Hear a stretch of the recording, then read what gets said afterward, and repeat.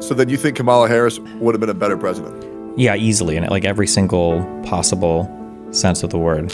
And I'm like, how did Is alligator Alcatraz, is that real? Yeah, I think it's like 30 miles, 20 miles to the west of me. It's just like holding. Bro, that's fucking so cool. Well, what the fuck? Why? Okay, so but what do you mean by that? Why?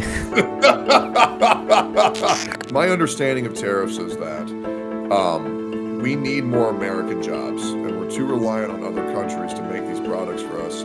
So putting tariffs short term on our country could cause somewhat of an economic stress, but long term it'll open up the ability for more Americans to have more jobs and make our country more sustainable by itself rather than relying on other people to do the job for us, is my understanding. Sure. Okay. We can talk about this. Okay. I have no problem. I love talking about all these topics, okay? So I think one of the biggest points of contention that we had was obviously for the Guadalupe River.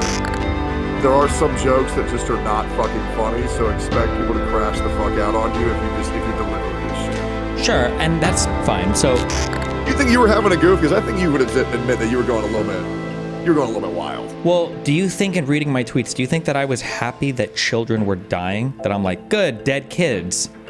To me, well, see, like the fact that you're laughing right now makes me think that I'm not saying that good dead kids, right?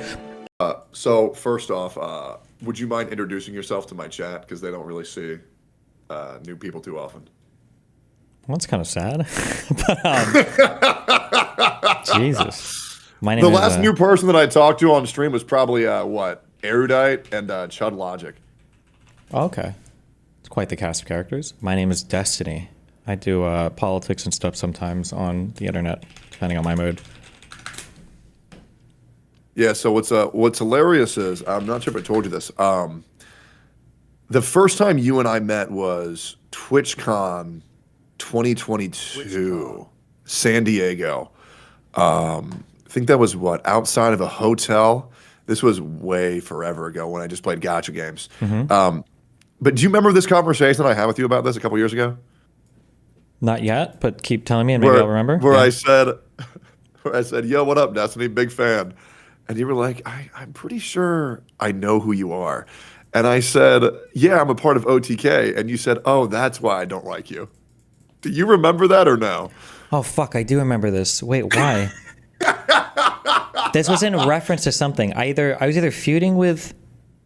Did this have something to do with Miskiff at the time? Was the Miskiff drama happening at the time? There's not really a point in time where there's no Miskiff drama happening. True, but there was a big one.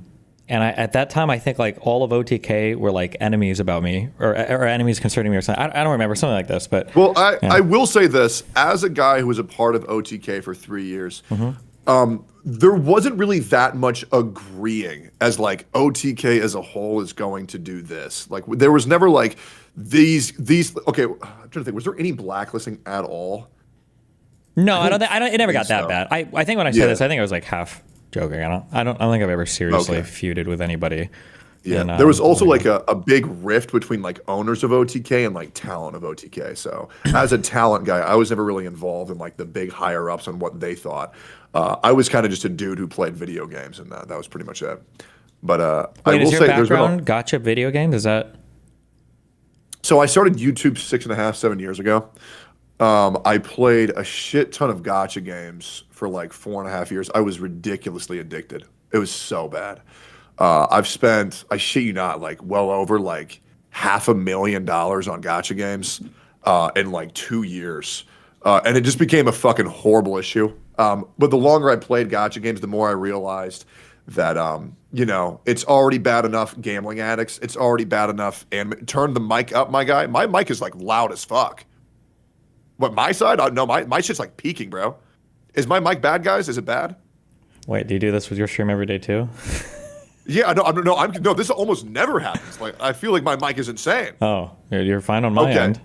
Ban that guy. Yeah, ban that guy. Ban him. He's trolling you. He's fucking trolling you. Ban him and dox him. Yeah, okay. Yeah, ban that guy. But yeah, I realized that I would always try to like talk about things that I believed in this gaming space, and people just didn't really want to hear it. So I kind of leaned more into like reactionary and like commentary. Also, Asmongold just recommended that I try doing like reactions and commentary. He even told me to copy his thumbnails. I originally copied Mizkif and Ludwig's thumbnails, But Asmon's are a lot easier because my editor does them for free, whereas like the Mizkif, Ludwig thumbnails cost about $50. But now I'm more so into commentary and reactions, and I have been so for probably about like 2.5 years by now. Okay, I want to ask a real last question. Okay, ready? Okay, and I'm embarrassed because it's been a long time. I don't actually know what the fuck a gotcha game is. It looks to me like it's like basically loot boxes, and then you get like characters, and there's not. Is there like actual gameplay when it comes to gotcha games, or is it just like loot boxing animate characters? So the majority of them you just masturbate to. There's not really any gameplay. It's kind of like pull the new character and then come. Okay, but where does the gambling come in from?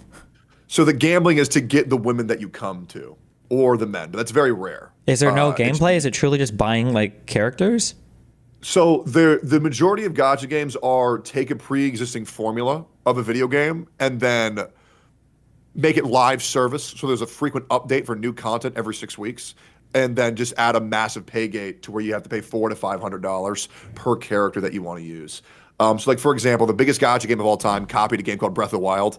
So Genshin Impact is Breath of the Wild, but instead of getting the characters and weapons for free, you have to pay $500 for it. Oh, so kind of like a long time ago. I don't know if this is still a thing, but on cell phones, there was the Korean MMO formula kind of, and Yes. people just iterate on like how the paywalls work and everything. But like the gameplay is basically on rails, and it's not much of a challenge. You're just like buying shit and gambling shit, and yeah, okay, all right. Yeah, and like the Tower of Fantasy, which is another like MMO on the phone, which is always fucking terrible. But yeah, that's pretty much everything to know about me. I don't recommend them. I do not recommend them. I barely play them anymore. Besides Uma Musume, have you seen that shit? I don't. That sounded like a really bad sushi dish. I don't know what that means. I have no idea. Sorry. Uma Musume, I'm sure your chat knows it. It's anime horse racing. Okay. Oh, that kind of sounds like the thing. Aren't girls fighting over whether or not they should have Uma Mumas on their purses or something? Does that sound like a thing? Do you have any idea what I'm saying? That's probably a thing, man. That's probably a thing. Labubus. What is a labubu? I heard somebody talk about this. Different. That's way different. Labubu's way different. That's just some ugly gremlin. Uma Musume is like horse girls and shit. Oh, I've seen the horse girl game. Okay, I've seen that on Livestream Fail. Yeah, okay. I don't know what the fuck Labubu is. Wait, you still go on Livestream Fails? Yeah, of course. We have to do we do a call to action every hour. We try to brigade it as aggressively as possible. Anytime we see a Hassan Piker post, we try to post really mean and rude stuff about him so that he cries about it on our stream. It's a hugely coordinated effort. I think I spend probably over $200,000 a month on bots and Nazis to go and spam bad stuff about Hassan Piker. Okay, good. Okay, so me and you do the same thing. Yeah. Awesome. I do that on good. Geet. Yeah. I don't have as much money as you, so $200,000 a little bit out of my price range. By the way, I did say I saw a clip of you saying that I care a lot about money. I don't think I care a lot about money. I just like being factual with how much money streamers have, which is a fucking ridiculous amount. Because XQC definitely has like hundreds of millions of dollars. For sure. But hundreds of million. He might actually from the snake sponsors for sure. Yeah, I'm probably. Yeah. He's at least worth 100 million. Yeah. Maybe, unless he's gambled it all away. Yeah. Which I believe. Like, am I crazy? I thought that Stake had like a stake fund, where like they give you X amount to gamble. So you but it wouldn't surprise me if some people gambled more. I don't know XQC that well, so I couldn't say his personality type. But for instance, for Trainwrecks, if you were to show me Trainwrecks' like bank account and he had $50,000 left, I wouldn't be surprised. But if he also had like $500 million, I wouldn't be surprised. Like, I just have no idea. Like, it's hard to say for the gambling people sometimes. Yeah. By the way, something I always wanted to ask you is, with you, I think and I think with every streamer, there's always like what one person's saying, what someone else is saying, and what the actual truth is. So I did just kind of want to hear from you. Why are you banned on Twitch? Because I don't get it. Was it because you called like trans people dumb or something? I mean, there's the macro reason, and then there's the given reason. The given reason, I think, was because but there was a time when I was feuding with Keffels, and then there's a group. I mean, I don't have to tell you. There's a group of like very ideologically driven, like crazy, a subsect of like trans people online. And I said something along the lines of like these people, like this trans group on Twitter is, I think I call them incestuous or something, or something like that. So like, don't fight with them; it's a waste of time, and they're not even representative of all trans people. These people are crazy, or something like that. I thought I said subhuman initially, but apparently that wasn't what I said in the clip. I think I called them inbred, and then I got perma banned for that. But I think on the macro So thing, I think there's just a lot of people at Twitch. Like it's like a San Francisco subculture of people, and I think a lot of them are Hassan fans. And I mean, just given everything else that happens on that platform, I'm thinking there's just a lot of people in trust and safety that really didn't like me for probably reasons related to my politics, is my guess. Because I can't. It's hard to imagine why I would get permabanned for that comment, given everything else that happens on Twitch. So yeah. I will say I am not familiar with what your politics are at all. Um, the only person's politics I usually keep up with is just Hassan's because they're so dystopian to what any normal human being with a functioning brain thinks. It just baffles me every single time he talks. I'm pretty sure you're like left leaning. I would say I'm Well, quite far left, but it depends on the environment. It depends on what we're talking about, I guess. yeah, I think you are underneath the impression that I'm like far right. Not really, but we. Okay, great. So here, okay, here, you help me with this. Okay, you can Sure. help me sort through this. All right. Yep. Okay, this has been my issue with like politics on the internet as of recently. Okay, real quick, do you mind saying how old you are? How old do you think? Not a day over 24. 31. Okay, 31. Nice. Okay. Yeah, 31. Okay, 31. I'm 36. Okay, I feel like in the past growing up, and maybe this is just like a thing that happens as you get older and you just see different things. So maybe I'm just, like we remember our childhoods differently. But I feel like growing up, I feel like everything wasn't quite as political. Like today, it feels like everything is political. Like how much you weigh, if you go to the gym, is political. That every single TV show you watch is like, it's people of, liberals watch this, conservatives watch that. I feel like every single thing has become so hardcore political. And I think one of the kind of annoying things that I have to deal with is online, there's a group of people who are like, today we call them woke, but like 10 years ago we called them SJWs. And a lot of these people Yes. are incredibly fucking annoying. I've spent a good part of my career fighting against a lot of these people. They've tried to cancel me on 50 million different things. They're just very, very fucking annoying people. In the past, it was the social justice warriors. Today, today it's the fucking wokies. But the issue, I think, is that somehow, like, this has bled over into every single part of life, such that people who are traditionally not, I would say, like conservative, somehow get wound up in the entire kind of mega conservative stuff. So I don't know if you saw that clip where XQC was shouting at me because he's like, Asmongold isn't even right leaning. He's like center, he's center left or whatever. I think the weird thing is that traditionally people would have just been like, God, these like social justice warriors are so fucking annoying online. They're so irritating. And it's like, okay, if you want to have that opinion, that's fine. But now that gets like plugged into, God, these people online are so annoying and woke scoldy. And also, I think that putting children in immigrant cages is actually kind of base. And it's like, wait, how did these two opinions get connected? And I think that's I think my issue is that I don't understand how everything gets like wrapped into this huge political movement. It's like, why not just like hate woke, annoying people without having to go full send on the rest of your political opinions? That's like that's the frustrating thing that I have, I guess, to deal with. Yeah. It's kind of funny, isn't it? Well, it would be if the country wasn't on the verge of collapse, I think. But yeah. Yeah. Yeah, for me, like, politics is usually like a joke. Like, I don't really take it too seriously, to be completely honest. I like to do what other people probably describe as like common sense politics, where I'll talk about political issues where it's like, this is obviously the right answer and no other answer makes sense. But like for shit like Israel, Palestine, I have no idea what the fuck's going on over there. I have no idea to know what's going on over there. I fucking just don't know. And my other problem is I really don't like trusting getting involved in political issues. Like, for example, you're someone who researches things. I 100% admit I don't research anything. Sure. I have no desire to, because I don't know how a human being can get properly informed on issues happening in another country while relying on people to actually give a factual representation of the acts that in the order that they occurred without being like pushed towards a left agenda or a right agenda. And I worry so much falling down that rabbit hole, I kind of just avoid talking about topics like that altogether. Whereas, like, for example, another topic that I would feel comfortable talking about is like HRT and trans kids. I don't believe in trans kids. I believe in mentally ill parents. I don't think that you should be putting HRT into your children, due to the fact that, I mean, these kids are like fucking 8 years old. They're 12 years old. Why are you trying to cancel their I guess puberty so they can become a girl better? I just think it's fucking dumb. I think decisions like that are too serious to be making at such a young age. But yeah, that's what I would consider like common sense politics versus the informed, was it what would be called geopolitical politics? Yeah, sure. Or I mean, it depends. Yeah. I mean, so I'll say that there's. So there's two things going on.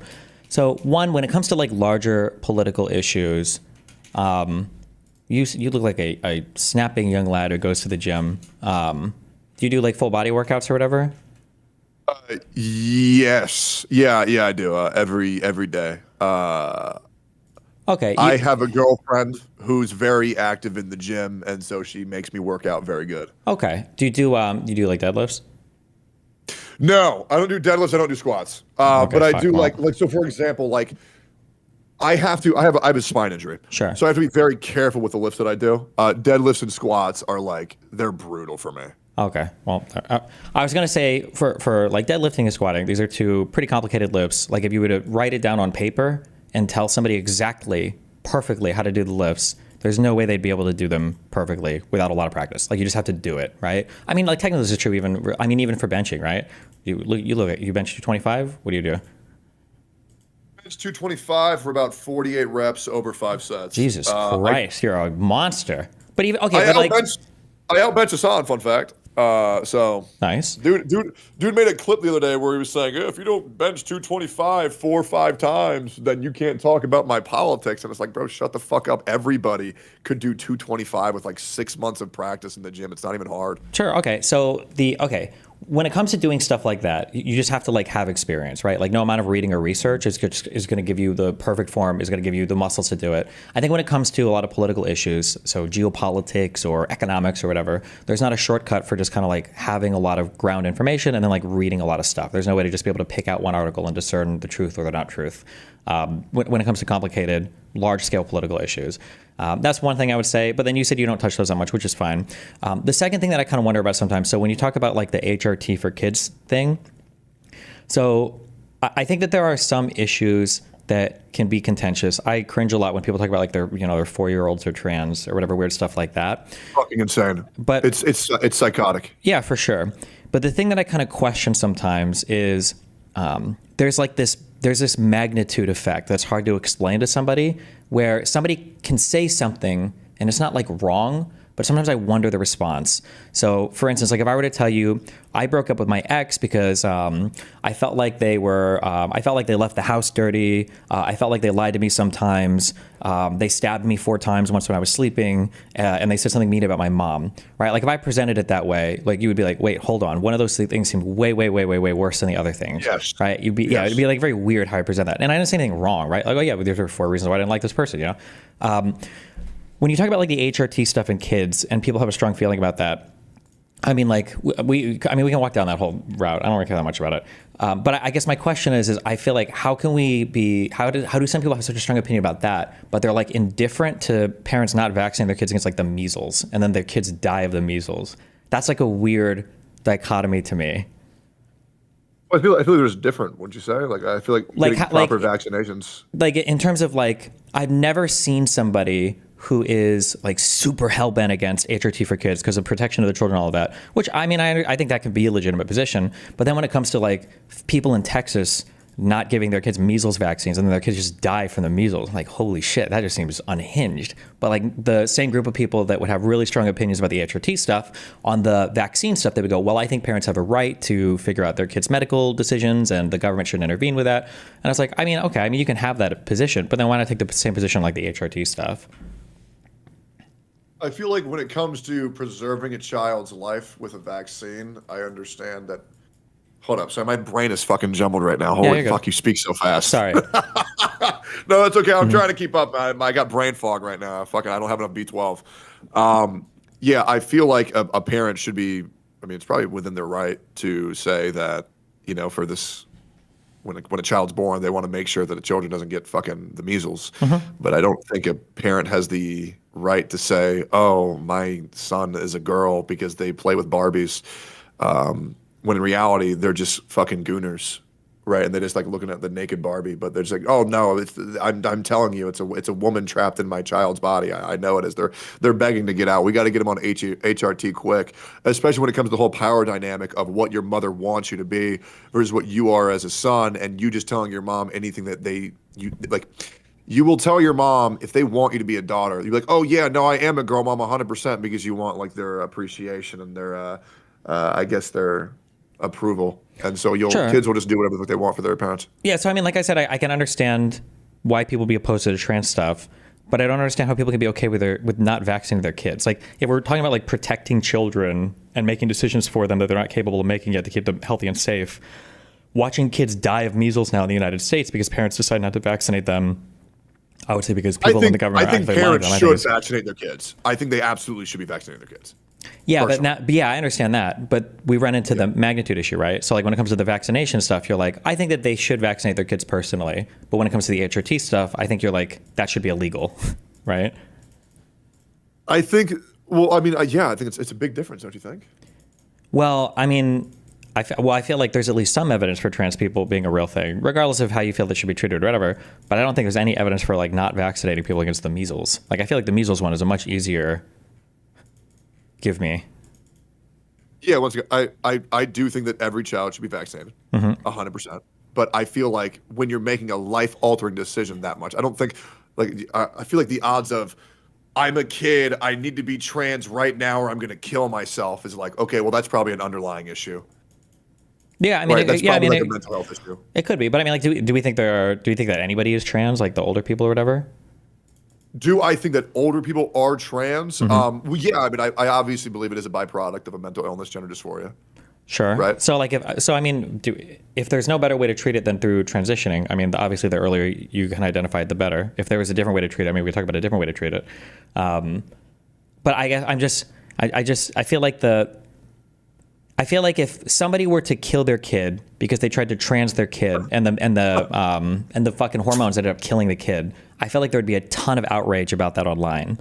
But when kids are dying from the measles, I feel like a lot of the people on the right who would get super incensed over the HRT stuff just don't care that much. And that's just crazy to me. Because I feel like at least ostensibly on one side, you can say like, well, maybe, you know, the HRT stuff, maybe there are trans people who are adults and transition a little earlier can help. But on the measles side, like it's just like crazy information about vaccines killing people. So how many people are dying of measles right now? In the United States, not many, but I think that Yeah. I thought it was someone said it was like the first death was like 2004 or whatever. And then the outbreaks are becoming increasingly large. But I Okay, mean, and also like how many kids are what's the- transitioning? There's like in terms of like surgeries and stuff, it's a pretty low number too, right? Sure, I have to imagine it's on like the rising scale though. What's the suicide rate and depression rate in trans people? Depends on whether or not I bullied them on Twitter. I'm just kidding. I don't know. I don't know the actual answers. I know it's supposed to be higher, but like so many people cite different numbers and different people call different people trans. Like people will say like, well, people detransition at like a 98% rate. But when they say detransition, they're talking about people who just have felt like they were trans or non-binary. So it's hard to find the exact numbers, I guess. Yeah. That's why I care so much about the transitioning of kids is due to the fact that it's kind of blown up out of nowhere.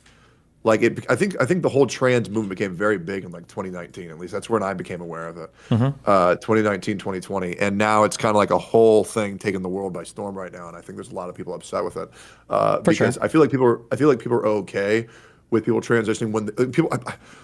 I can't speak for everybody. I can only speak for myself. I think everybody should have the right to do whatever the fuck they want to do once they become 18. But when they see that mindset from creators like Lily Tino, you know Lily Tino? It sounds like a Italian version of Lily Pichu. I have no idea. Yeah. Look into Lily Tino sometime. I think you'll get a kick out of that. They're like a pro trans TikToker who like teaches children why they should convert and like take HRT. And they're huge. Like they're fucking enormous. And so I think people get very uptight about that. Well, once again, I Hmm. can actually understand what you mean, why people might want to take the more measles thing more seriously. Hmm. But if measles were to become a bigger thing, I think people would. But I think it's because the whole trans thing right now is so huge on social media that that's why they're focusing on it right now. But I feel like if like tens of thousands of kids were dying of measles, I'm sure people would say, "Hey, man, we should probably stop doing this or start vaccinating our kids."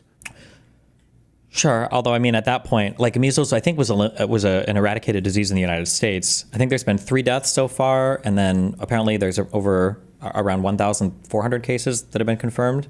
I don't know if it'll get bigger or not, but I guess I guess the thing that I don't like about the measles stuff is that seems like a no-brainer. Like you should just probably be vaccinated against the measles. I also absolutely agree. It should be a no-brainer. Yeah. Absolutely.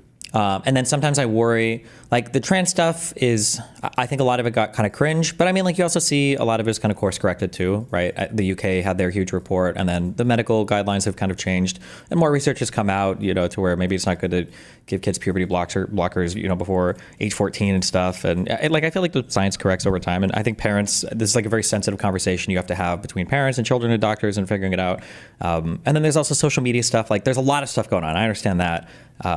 I guess when people's like entire political identities get wrapped up in it, that's when it starts to get weird. Kind of like the example I gave earlier about the hating wokes, and now we're like pro alligator Alcatraz.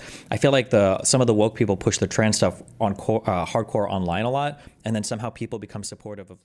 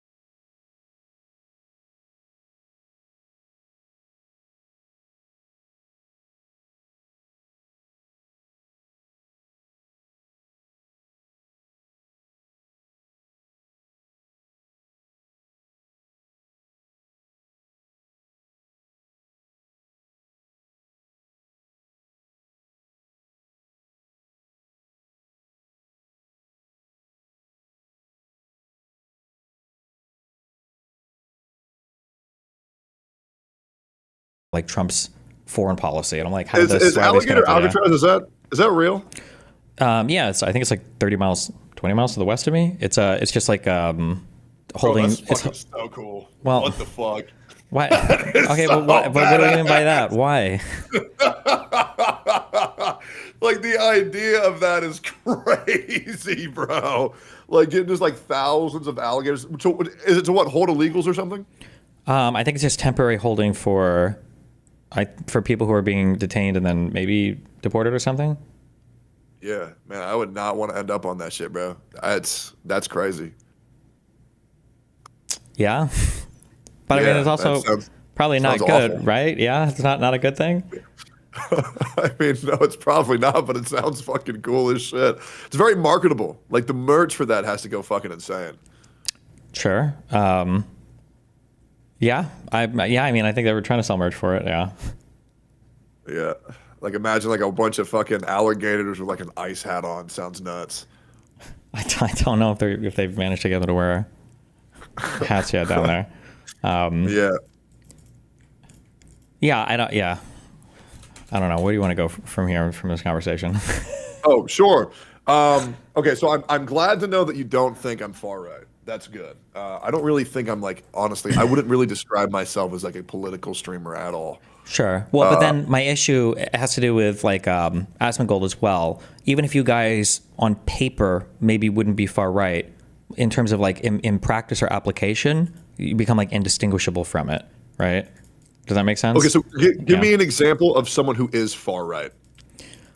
So like I would argue that Donald Trump is a far right political figure, and that the lawmakers in Congress that support him are far right political figures.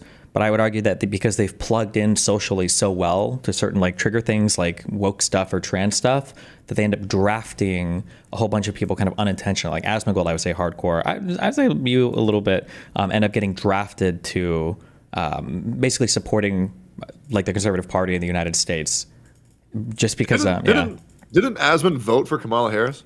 I seriously doubt it. I thought wasn't that a thing that he said on stream? Am I crazy? I don't know, Am I, but am I, I mean, even if he yeah, did, I, it's been nonstop support for Trump for the past like year. But I seriously doubt he voted for Kamala. obviously, I don't want to speak for Asmund at all. Mm-hmm. I obviously don't want to do that. But I will say I feel like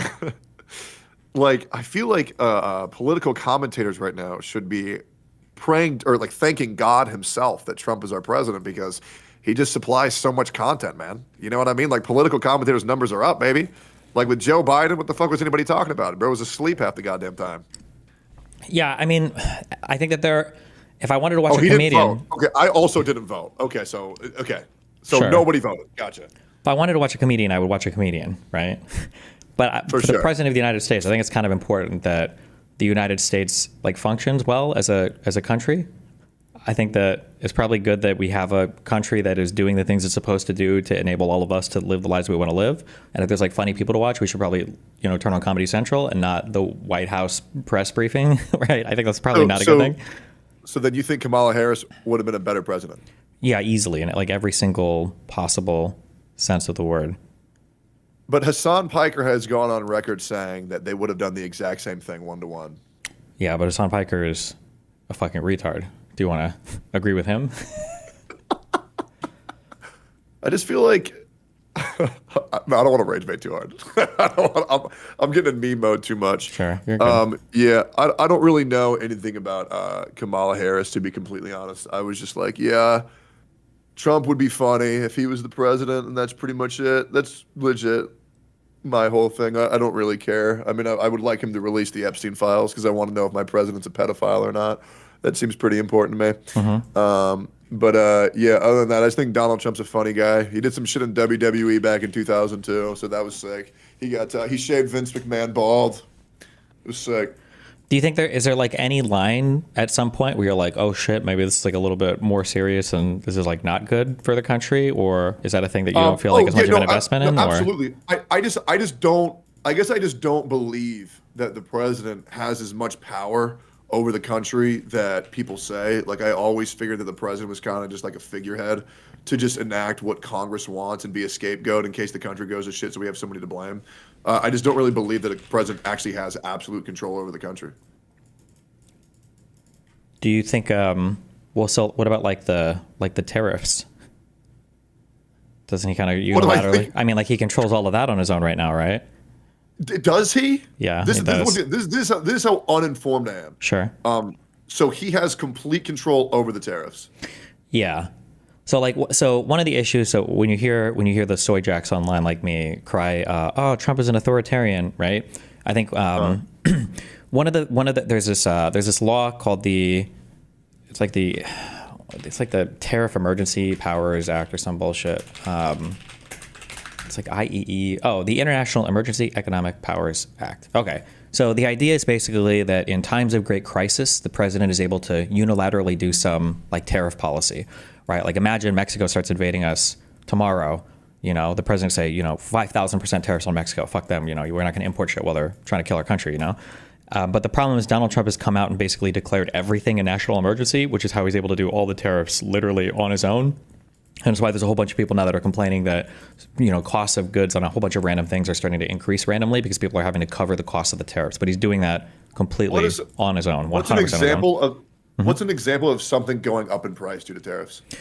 So there is do you buy like graphics cards or do gaming or whatever? I haven't bought a graphics card myself in several years. So I would be uninformed on graphics cards. I don't believe Sure. the price of eggs has gone in any drastic direction. Well, I mean, eggs we domestically manufactured animal ag. Oh God, what am I trying to think of? What's the name of the guy? He's Tech Jesus. Every time he does like a video on something, it's I about know to be exactly destroyed. who you're talking about. Yeah. Yeah, the Who am I Nvidia thinking guy. of? Yeah, I know him. He Yeah, destroys everything that we love and cherish. Gamers Nexus, yeah. If anybody's bored, obviously you don't have to watch this, but like Gamers Nexus did a really, really, really good like deep dive into like how tariffs are impacting kind of the computer shipping industry. It's like a 3-hour video, so you don't have to watch it. But I think it's called "The Death of Affordable Computing," and he goes through and he talks to a whole bunch of different manufacturing companies for cases and stuff, and talks about like this is the cost it's going to cost to ship things in now. Like this is the difference in price. Like this is the stuff that we're going to have to charge. It's not just cases, yeah. It's like everything, but it's really, really, really. It's a really good video, but like literally every single thing that you import in this country will become more expensive because we import basically, if we don't import the thing itself, we import the materials to make the things. So my viewpoint on tariffs, for the very limited knowledge that I have on it, because I know people were saying that the price of eggs is going to become $18 a carton, and for me, where it's at, it's still $3.12. Is that my understanding of tariffs is that we need more American jobs, and we're too reliant on other countries to make these products for us. So putting tariffs short term on our country could cause somewhat of an economic stress, but long term it'll open up the ability for more Americans to have more jobs to make our country more sustainable by itself rather than relying on other people to do the job for us, is my understanding of it. Sure. Okay. We can talk about this. Okay. I have no problem. I love talking about all these topics. Okay. But remember the joke I made in the beginning about how hating woke people somehow became tied to like people's positions on immigration. So I feel like you're somebody who's traditionally not that political, but you're able to fully articulate like the Trump position on tariffs. That's very interesting to me. Right? I try my best. Sure. I'm not accusing you of like bad faith, but I'm just saying that like it's crazy to me that like all of these things have become like super connected. That's like really scary to me. Yeah. I'm not saying you're like lying or hiding about anything. Yeah, go ahead. Yeah, like I don't think I've ever watched the news in a very long time. Once again, I watch Asman. I've actually learned a lot about politics by bitching about Hassan to people, and they're like, yeah, blah blah blah blah blah. And then obviously I hang out with like Donut Operator and Co. So they'll talk about it every now and then. And I'm like, okay, so this is kind of what I understand. And I've been doing this thing. This is so gay to admit publicly. Do you know what stoicism is? I know what people say stoicism is, yeah. Are you taking like cold showers in the morning or something, or? No. So stoicism taught me that approach everything with skepticism. So whenever I hear something, even if it's from somebody that I don't really know, I'll always take a mental note. Like whether I know them deeply or I barely know them, I'll always take a mental note of what they've told me, and then I'll research what it is they told me to make sure I'm not getting misled. Because, I feel like I had this internet issue with a while ago, and I spouted some misinformation. I felt really bad about it. So I've been trying to Google everything I say a little bit more. But, yeah. Anyways, yeah. Yeah, okay. So, okay, do you do all your own, like, thumbnails and editing for your YouTube channel? No, none. Okay. You pay somebody to do that, right? Yeah, so I have one team of editors. that gets 100% of the revenue for my channel, Mm-hmm. and then I have another editor who gets 20% of what I make off my main channel, and they run everything. Okay. Do you do when you pay these people to do this work? Do you feel like you're getting ripped off? No, no, Okay. no. I'm very happy to give them whatever they want. Yeah, and then I'm guessing they don't feel like they're getting ripped off, right? No, I think they feel like they're making a lot of money really easy. So, so I guess one of the things that I have an issue with, this is a very macro level thing, but it's going to impact this kind of like tariff conversation, is right now there's this very widespread thought on the right that has to do with like everything in life being a zero-sum game. So like if immigrants are winning, it means we're losing. If other countries are winning, it means we're losing. If these people are getting jobs, it means we're losing jobs. People have this weird notion now of trade or of development in general, where you can't create wealth. It always has to be transferred from one party to another. So like when you pay your editors, like in terms of physics, there's only so much matter in the universe, and matter is conserved and all that bullshit, right? But in terms of like human well-being and economics and everything, like you're giving something to them, they're giving something to you, and both sides are benefiting from that. Both sides are walking away from that happier. When I look at things like tariffs and we're talking about like making everything in America, I feel like one thing that's never brought up is like, why isn't there some stuff that we'd rather just import and like focus on making better stuff? Like in the United States, we have like the highest levels of manufactured goods and services of any other country on the planet. Why would we ever want to go back to just making like nuts and bolts or like refining steel? I think that's a very fair point, that there are some products that we should be utilizing from other countries. I think that's absolutely fair, 100%. I just think the United States has most likely become over-reliant on other countries, to where the point is we're importing our United States flags from China. Sure. But I mean, also think about like how cucked that is, that like China has to make our flags for us. I feel like that's insane. Well, but like, it's just fucking crazy. Isn't it kind of cucked on their end that like we're producing so much in terms of high productivity work that like they have to make flags for us in order to survive as a country? Like I feel like I would rather be the country who's forcing other people to make our shit in order for them to survive than for us to sacrifice, like AI research or electric vehicles or space rockets to China just so that we can make our own flags, I do think it is dope that we're like, in your words, cucking China. I think it's just a little bit sad for the state of our country where we just can't have Americans making American flags. I will admit, I live in Texas. There is a little bit of pride that I get when I buy a product where it's like, and it says made in America, because it's so rare in today's day and age. There's really not that much left. That is true, but like people are very quick to be like, oh, this is like made in China. Like all these things are made in China. And maybe like the actual physical things that we touch and interact with, to some extent that's true. But like whose culture dominates the world, right? It's American movies, it's American TV shows, it's American music. Like this is the stuff that's exported to the rest of the world. Like would we rather be exporting nuts and bolts, or would we rather be exporting like the world's culture? Because I feel like you can't do both, Like how much, not to knock them, but like how much German culture, like they do a lot of manufacturing, how much German culture is exported to the United States, or how much Chinese culture do we have exported to the United States? Like I feel like you kind of have to pick and choose, like what are the things you specialize in? And in the United States, we're like at the top of like value added goods and services. Like we're doing AI, not coal mining and steel manufacturing. I feel like that's a good place to be. I feel like since 1945, we haven't really had too much German culture exported to the United States. Yeah. But to be completely honest, I can, once again, I want to make this very fair. I absolutely understand your point of view. I think I totally get that. Okay. Yeah. Yeah. I only say that because like the scary thing is that there's only so much labor that we have in the country. There's only so much you can do.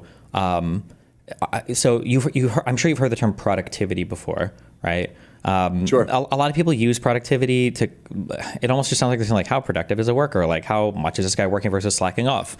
In economics terms, productivity is measured for how much value can an employee create with 1 hour of labor, right? So somebody working at a fast food restaurant is quote unquote less productive. That sounds mean, but less productive than like a software engineer. Just because at the fast food restaurant, for 1 hour of labor, that person is probably creating something that's not worth as much as the 1 hour of labor of somebody working in like a more specialized like engineering field.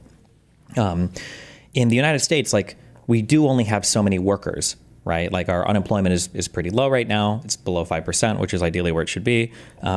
We only have like Is below 5% yes, yeah, in the United States. yeah. Hold up. I'm just gonna. That sounds insane to me. Is that true? Unemployment rate in the United States. Oh my god, damn! It is 4.2%. 4 point. That's crazy. I did not know it was that low. It really seemed like it'd be much higher by how much people bitch about not being able to get a job. Yeah. So if our unemployment is really low and our workforce is one of the most productive in the world, right? Because we're educated, we do like high level stuff. If we're talking about bringing back all the baseline manufacturing, like I would rather have, as much as I hate the crypto bros and everything, I'd rather have like the tech people working on AI than the tech people going into the coal mines to do like the really low level like widget manufacturing, like why not import widgets from another country the same way that you have other people do thumbnails, right? Like I'm not knocking any like have other countries do our grunt work. Kind of, yeah. I mean, that sounds mean, but like that is how other countries view the United States, right? Like we talk so much about how much we feel like we're getting ripped off by China, but like the rest of the world is like the U.S. consumer is so fucking powerful that like anything we make, they have the ability to buy it. Their standards of living are outpacing almost all of us, and like nobody is thinking like, God, I wish that we could do more baseline manufacturing and allow the United States to continue dominating the world, Like the export heavy economies are like the UK, which is kind of fucked right now, Iran, North Korea. Like these are your export heavy economies. And China, whose middle class is nowhere near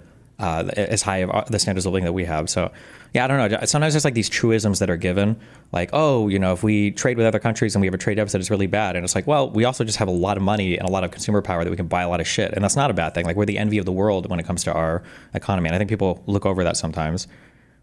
I think a lot of people's view on politics is very black and white, but I think everything is like a particular shade of gray. So I want to say I think I understand your philosophy of having other countries do our grunt work. That way we can actually do the shit that actually fucking matters here in America. Mm-hmm. However, I can also understand someone's perspective if they think that we're becoming too over-reliant on other countries' resources and want to take this shit into American hands ourselves and try to become more sustainable independently. For sure. I think sometimes people get trapped in this mindset, and I think you've already moved past this. But like one of the big issues with being a small business owner is you want to do everything yourself. Right? I don't know when you started YouTube if you did all your own thumbnails and you did all your own editing, but the very first moments of like an entrepreneur's life of starting to hand off like tasks to other people is a very difficult moment. A lot of small business owners don't ever get over it. And I think sometimes people look at a small business owner who does everything and they're like, oh my God, like this guy is like really cool. He's very knowledgeable. He knows all aspects of his field. Like this guy's like, rocking. But like for successful business owners, they look at that guy and they go like, oof, like this guy is not able to, he's not able to give responsibilities to other people. He's not able to, there's a word I'm like, not distribute, not delineate. He's not able to delegate stuff effectively, and he's never going to grow as a businessman. And I feel like in the United States, we've delegated away a lot of the baseline manufacturing stuff, and it's enabled us to do like the really cool shit. Like Elon Musk came to the United States to make rockets and electric vehicles. He didn't go to Germany. He didn't go to China. He didn't go to any export heavy economy. He went to the United States, right? Despite our trade deficits and despite how much other countries are making the steel or whatever, like he came here to do it. I think there's a reason why. I think that's important to focus on. Yeah.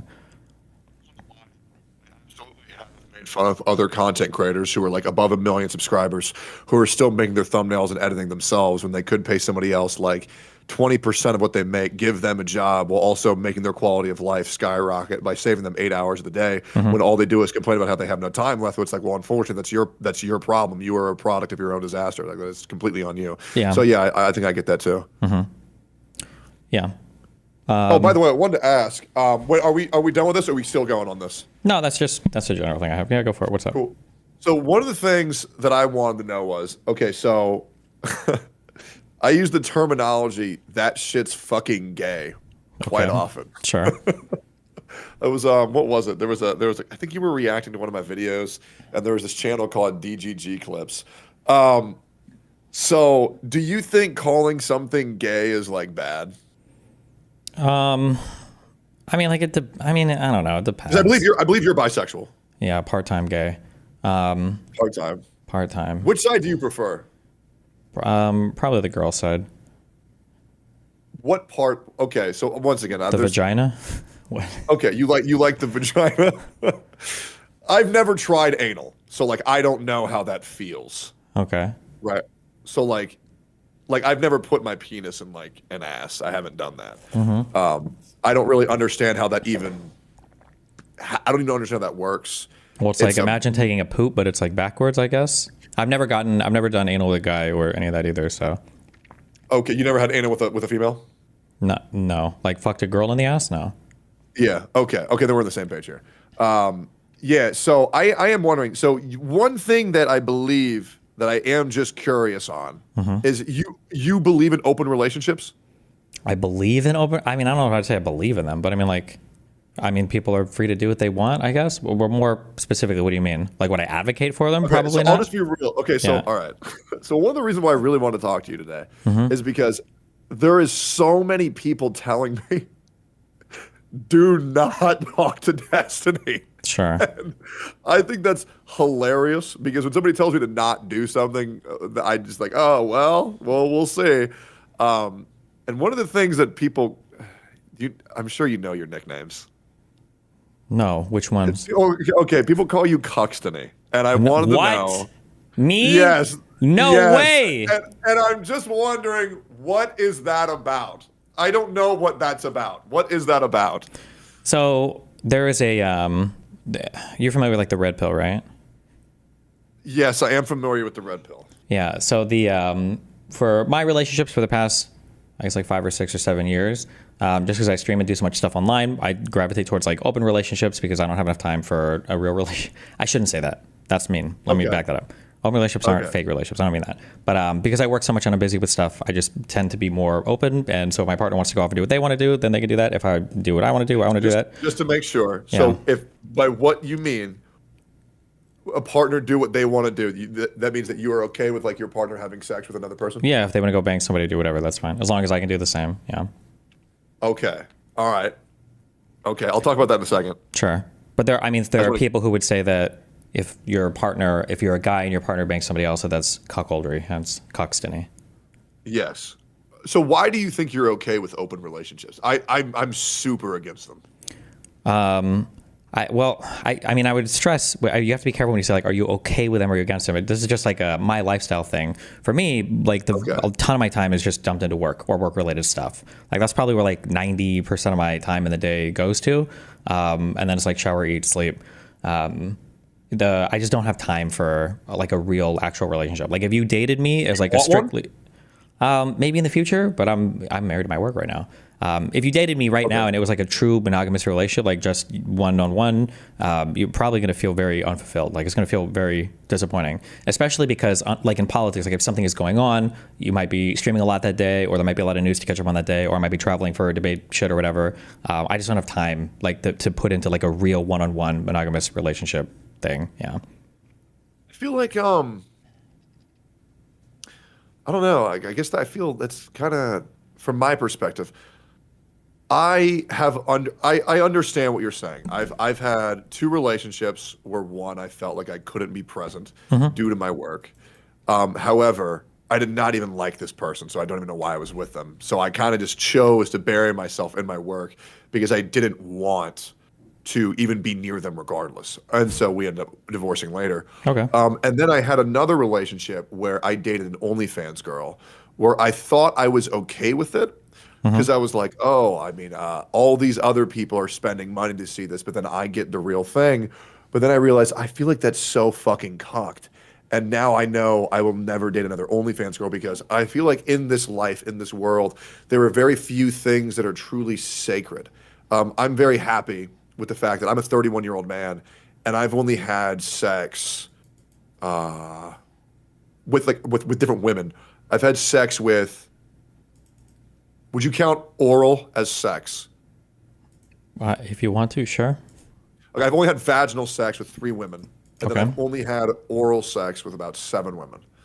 And I feel like I'm not a guy who does like frivolous relationships. I'm not a guy who's going to sleep around. I'm not going to be a guy who's like, oh, I met you at TwitchCon. Let's have sex right now.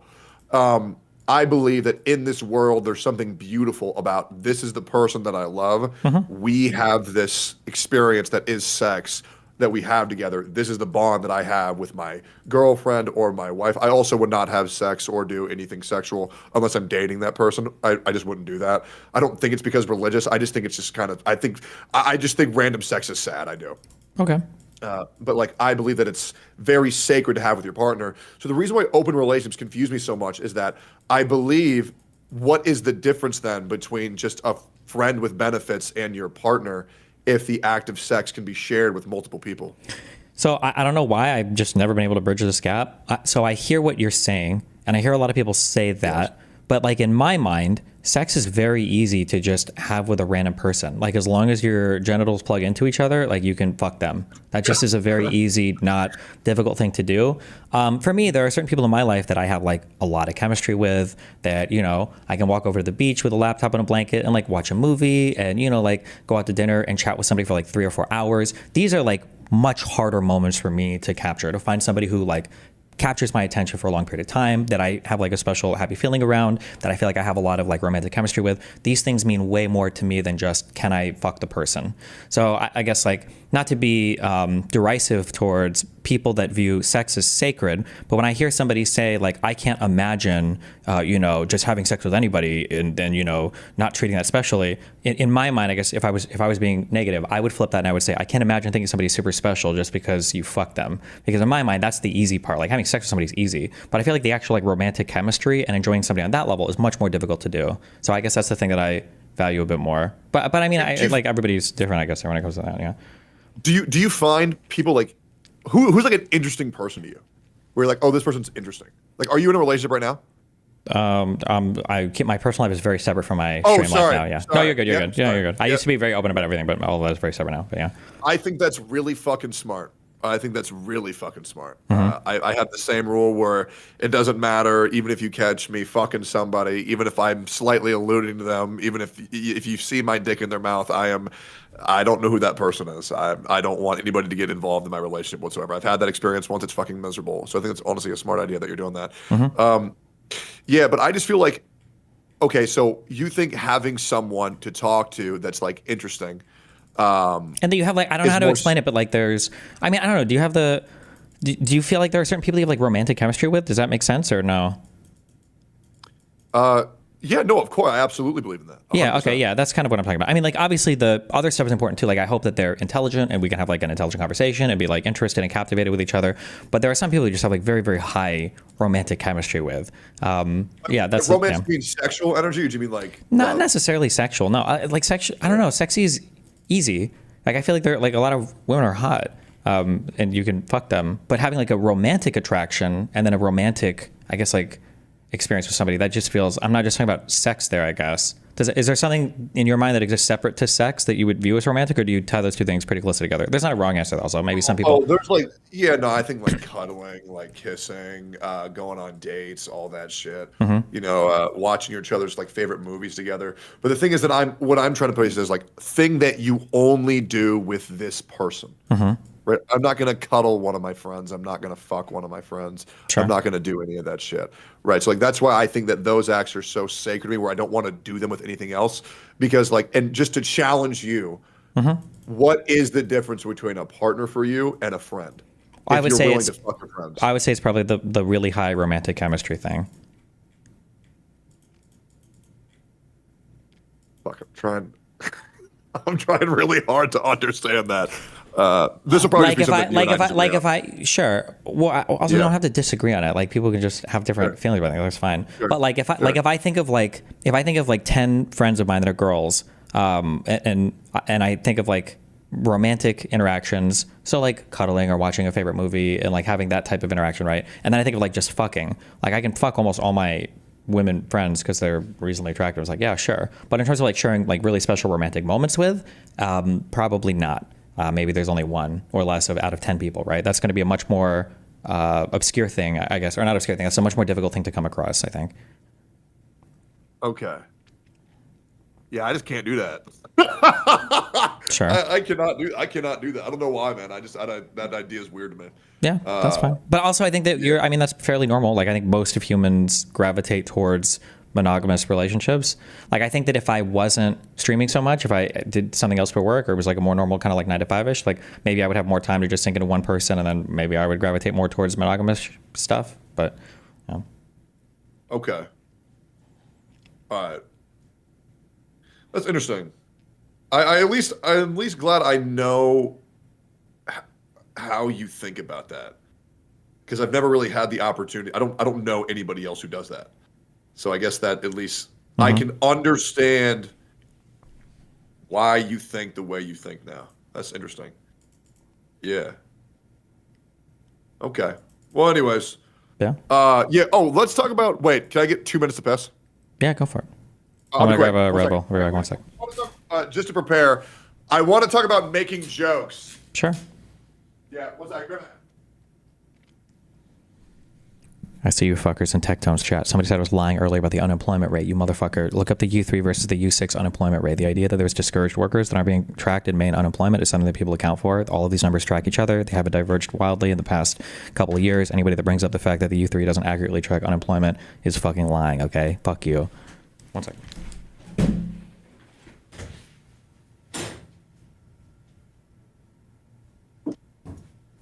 All right, I'm back. Oh, damn, he pissed too. Oh, we're back at the same time. Holy synchronization. That was cool. Oh my god. All right. That was like perfect sync. Okay.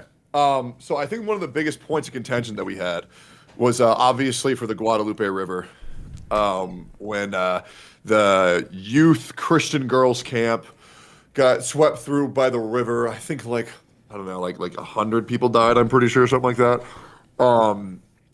NMP made a joke.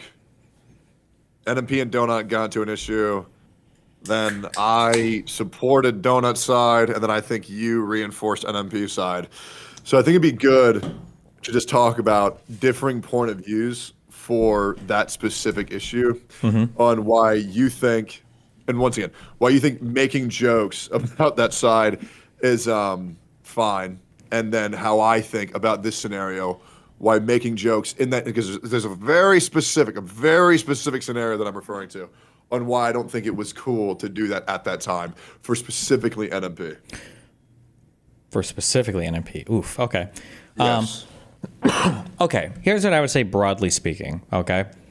I think that broadly speaking, edgy jokes and who you're allowed to make fun of, I'm going to quote the anti-SJWs from 2016.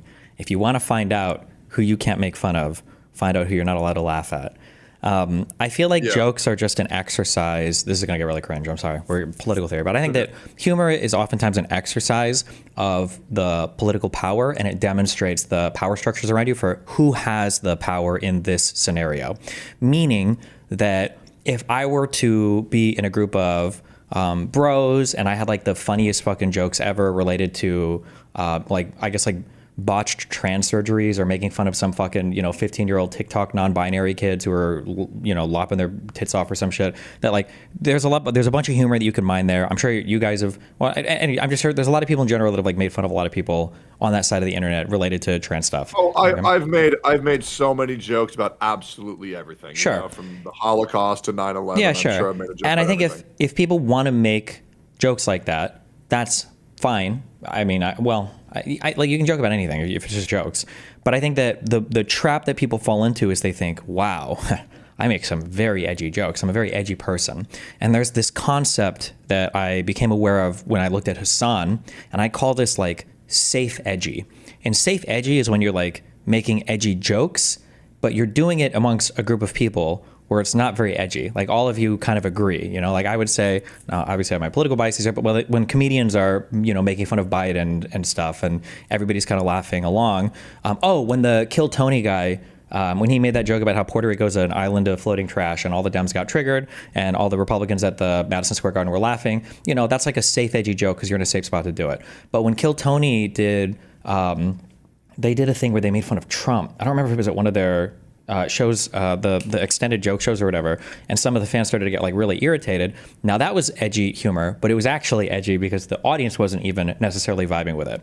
So I guess the issue that I have is that sometimes people will pretend that they have these principles. They'll say like, oh, like you can't make fun of drowning kids in Texas or whatever, right? I'm not really even making fun of the drowning kids. I'm making fun of the policies in the Texas and all the dumb shit that goes along with that. And I was like, okay, that's fine. If you want to have that policy, we can't make fun of, dying kids or whatever the fuck, then that's fine. Have that policy. But you can't make fun of. I think the other day, Asmongold was laughing at some ship that overturned like 66 immigrants were on their way somewhere and they all died or whatever in some ship. And he was saying the pictures were funny. If you want to laugh at that, okay, well, fine. If we can laugh at dead kids, though, we can laugh at dead kids. If we can't laugh at dead kids, we can't laugh at any dead kids. We can't pretend that we're edgy sometimes, but not be edgy when it's an issue that impacts us. Because then you're not being edgy. You're just being safe edgy and you're pretending that you're being edgy. That's the thing that like triggers me. Like it's either all okay or we have to draw some hard boundaries and say that none of this is okay. Depending on the subject matter. Yeah.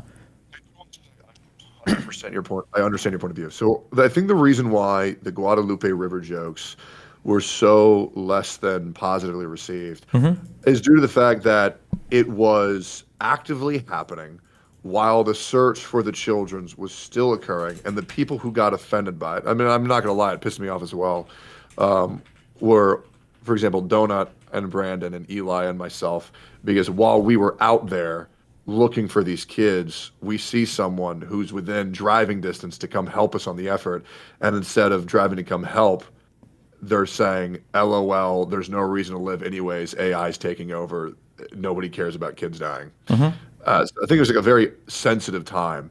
I don't want to joke police at all, but I think there was a lot of very high tension moments between people who were very emotionally invested.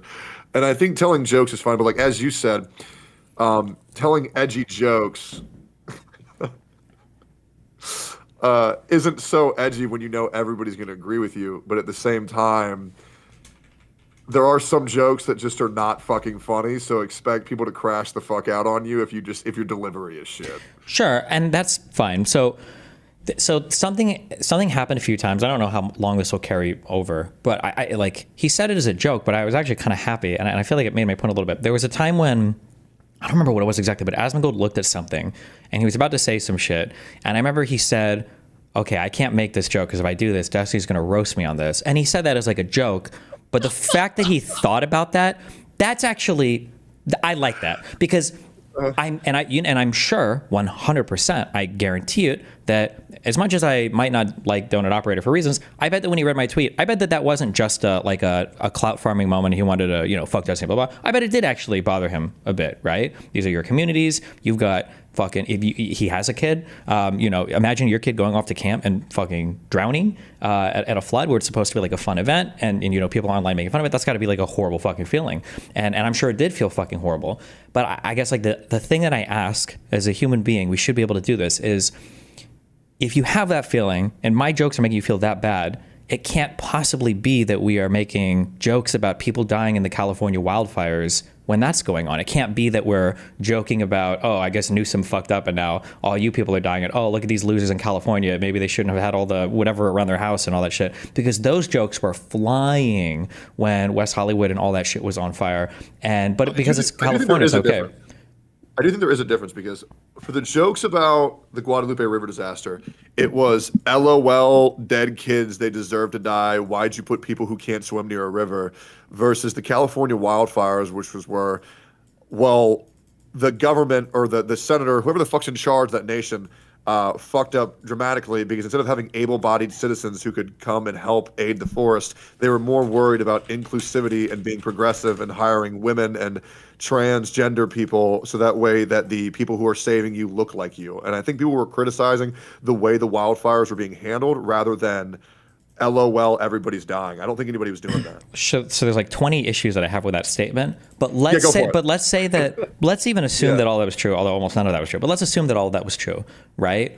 There's a way that somebody can criticize you to where you can tell it's coming from a good place, versus there's a way that somebody can criticize you where you can tell that they're just like having a goof, where it doesn't feel like these two things feel very different, right? Do you think you were having a goof? Because I think you would admit that you were going a little bit wild. Well, do you think in reading my tweets, do you think that I was happy that children were dying? That I'm like, good, dead kids? to me was Well, see, like the fact that you're laughing right now makes me think that I'm not saying that good dead kids, yeah, right? But like, yeah. so for instance, so like here, so just this is so now we just diving a bit into not getting too far, okay? Diving into the factuality of things, right? Nothing about the California wildfires was because of DEI or female firefighters or like people were literally posting commercials from like a TV show saying that like, oh look, they hired all female firefighters or whatever, and these weren't even real things, okay? But like when you're done with this, if you get bored tomorrow, you can literally bring up like Care County citizens' testimony, ARPA funds. And when they're considering, because one of the issues I guess they have, I don't live out in these places in Texas, but one of the issues they have is that like there's not good cell phone reception in a lot of these places because it's hilly, it's like mountains, there's a lot of things.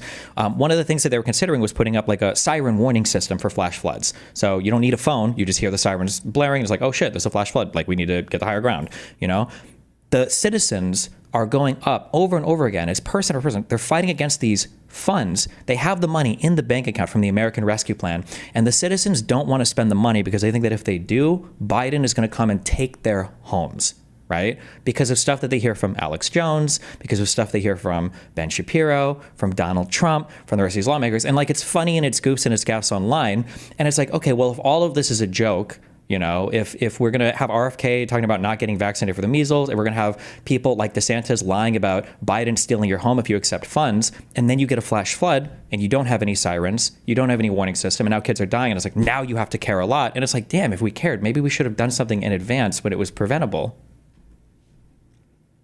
So the reason why I was laughing earlier was because the way that I found out about you was via that black guy who goes amazing. Jesse Lee Peterson or whatever, yeah. Yeah, are you and him friends? I wouldn't say that, no. I mean, we're like friendly, but I don't want to say friends. Okay, that's sad because I really liked that content. That was a lot of fun. And then obviously I enjoyed when you covered the Mizkiff drama where you would play Factorio, and then Sure. you did a little bit of clip farming. But the reason why I was laughing is because I keep on hearing from like, there was a clip from Erudite where it was like, look, Destiny, you are someone who's pushing everybody away, and this is why nobody wants to talk to you, and that like you're burning bridges and all this shit. And what I saw was somebody who was very angry, and they saw someone tell a joke, and then that pissed you off, and then you essentially were like, no, this is a fucking joke, and now I'm going to say the worst things in human history, and you're going to fucking laugh or you're a pussy because we need to own the conservatives like people own the libs and the left. So I just saw someone who was very angry and frustrated over a situation crashing the fuck out. Sure. I mean, you can say, I mean, that's one way you can view it. But I think the more prescient example or the better explanation is just that, like, if conservatives want to have this domain, and I've watched Brandon Herrera and all these guys on their show talk. You might have even been on this one where they were talking about like, oh, edgy humor is important, and we make fun of school shootings and haha or whatever. It's like, okay, well, fine. If we're gonna have edgy humor, then let's have edgy humor. But if I say edgy jokes and they're bothering you, okay, and people want to get mad at me for that, that's fine. Get mad at me. That's great. But I hope that feeling carries through to the next time, right? Like when you're disciplining a kid and, they're not sharing their toys or whatever, or the kid hits somebody and you like smack the kid on the bottom, you're like, hey, it doesn't feel good, right? Don't do that to somebody, I hope that there's at least a few people who, when I make certain jokes about, kids drowning and whatever, some fucking flood, that the next time there's like a school shooting in some liberal area or some kids are dying on a, some boat that overturns because they were trying to immigrate to some country, that people think for a second, it's like, okay, fuck. I didn't like this. I guess when people made fun of my shit, maybe I should kind of like chill on this. I think there's a big difference in what people consider a joke. And I think this is the problem where what people consider a joke in 2025 is, I'm going to say the worst thing in human history right now. Why aren't you laughing? It's because it wasn't even but that wasn't even the worst thing. There's a million worse things. I could think of 10 worse things right now that I could say. What's the worst thing? What's the worst thing you can say right now?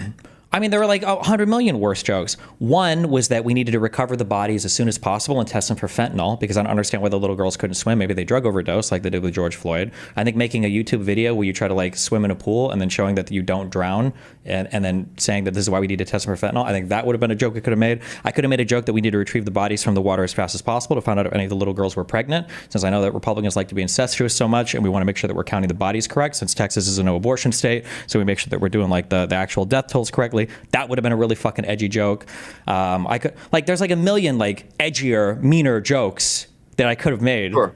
I think the NordVPN joke was pretty funny, and then the quote tweeted the other thing. I thought it was pretty funny. I think it was pretty funny humor, and it could have. But I was saying, like, there's meaner things I could say, but also, like, again, there's a million jokes that fly about immigrants. Like, you were laughing earlier about, like, the alligator Alcatraz stuff, right? These are people's, like, moms, dads, brothers, and sisters that are going here, and even you think it's kind of funny. It's like epic alligator hats, you know? Well, to me, I'm not laughing at the alligator Alcatraz. I'm merely laughing at the concept. I'm a pretty laughy guy. I'm not gonna lie.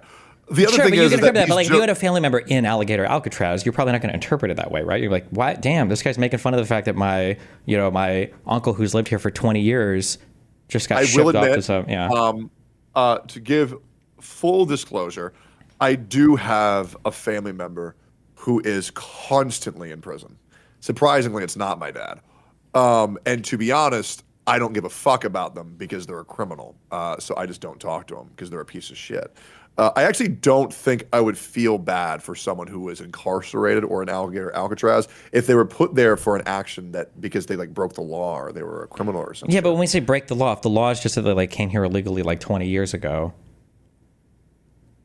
like I think it feels different, right? No? Does it all feel the same to you? Like if I say that like somebody's in jail because they got caught smoking marijuana, that feels a lot different than like, they're in jail because they set fire to a grocery store, right? Yeah, there's always levels. There's always levels, Yeah. absolutely. I understand. I think the United States is trying to make I think they're kind of being forced in a position where they're having to get more extreme to really deal with the illegal immigration issue.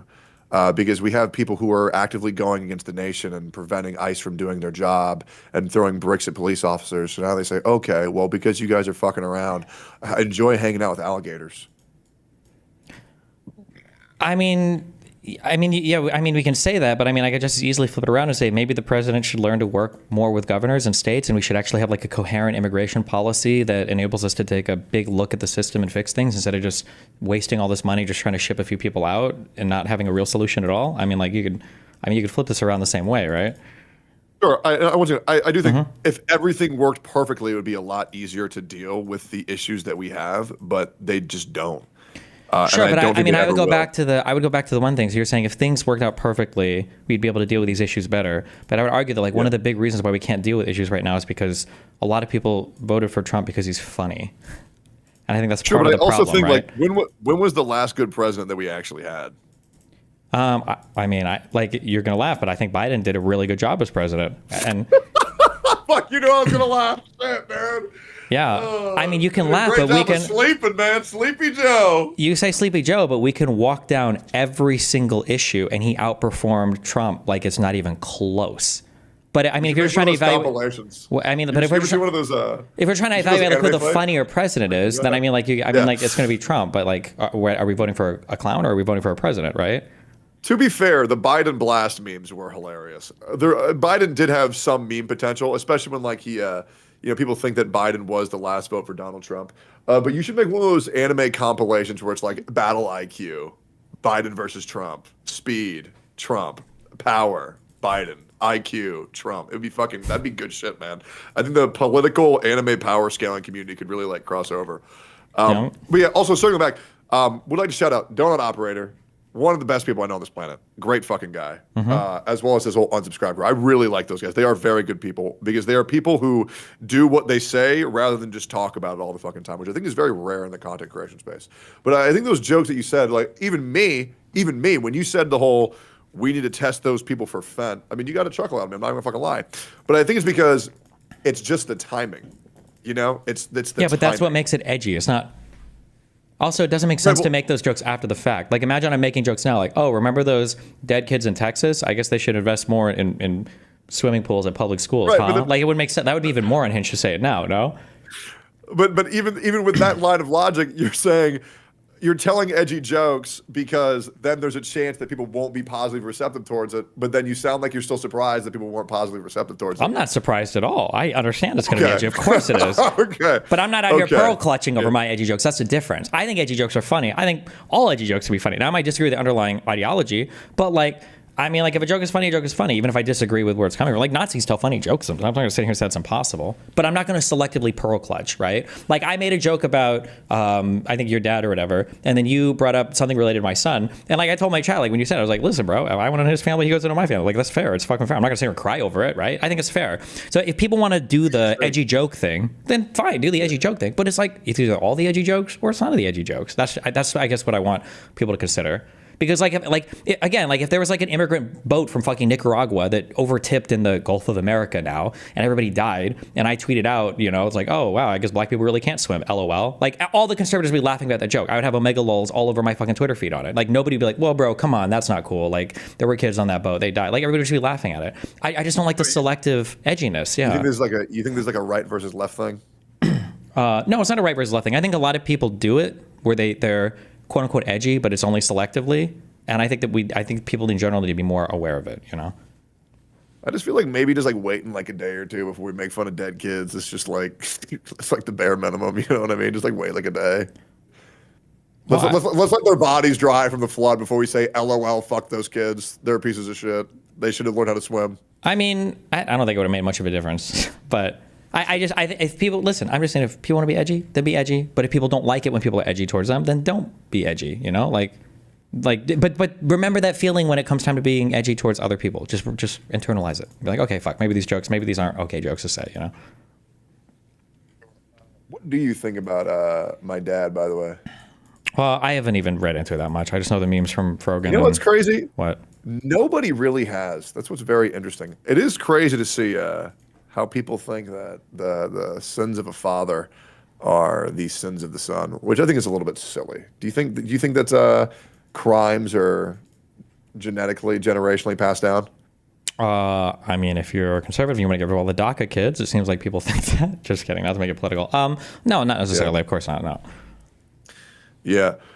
But yeah, I mean, I guess like for me, like just to wrap this up, unless you had any more you wanted to say, I do just think for that specific scenario, and obviously I don't think we're ever going to see eye to eye on this, and that's okay. I think this is just one of those things where it's like the people involved obviously got pissed off because they're the people involved, and I mean I'm not gonna lie, dude, it was bad, like having to be there and like sure. not knowing. But like if the California fire stuff was also bad, right? Like those people didn't deserve to die any more than the kids in Texas, regardless of what governor errors might exist, right? Sure, but I don't think anybody told a joke, and feel free to prove me wrong. I don't think anybody said, LOL, those people deserve to die. I think the jokes were, hey, you guys aren't handling these fires appropriately, and people are dying because of them. Okay, but like I don't think my joke was, LOL, those kids deserve to die either, no? Did you not say, why would you put... Can you pull up one of your jokes? I feel like they were pretty rough, man. I feel like they were pretty rough. Yeah, they were. I think, wasn't it something about like... maybe people shouldn't have used like NordVPN to hide their porn usage or something like that because Texas had just done like some stupid fucking porn ban or whatever. I think Donut Operator was memeing about the fire stuff. I don't know if it was one of his tweets or whatever. Donut Operator was shitting on the people who were in charge of handling the fires, but he wasn't making fun of the people who were suffering. He was very frustrated that because he wanted to sure, but better. But if you want to take that framing, I'm frustrated that Texas is wasting their time and money on stupid laws like banning pornography rather than like upgrading maybe siren infrastructure. I will say, as a gooner, I'm also very upset that I have to put my ID card in to jerk off to Pornhub. It is very frustrating for me. But yeah, I mean, let me just because I don't want to be arguing in bad faith. I'll just let me pull up a joke because I want to make sure that I'm not misremembering this. I remember you being kind of crazy. I'm not gonna lie. Sure. What was the date of that? Do you remember the date of that shit? I mean, I'm sure if you search like at the OmniLiberal and then NordVPN, both my tweets will probably come up on Twitter.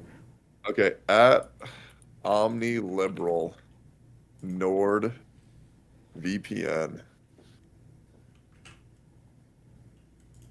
Okay.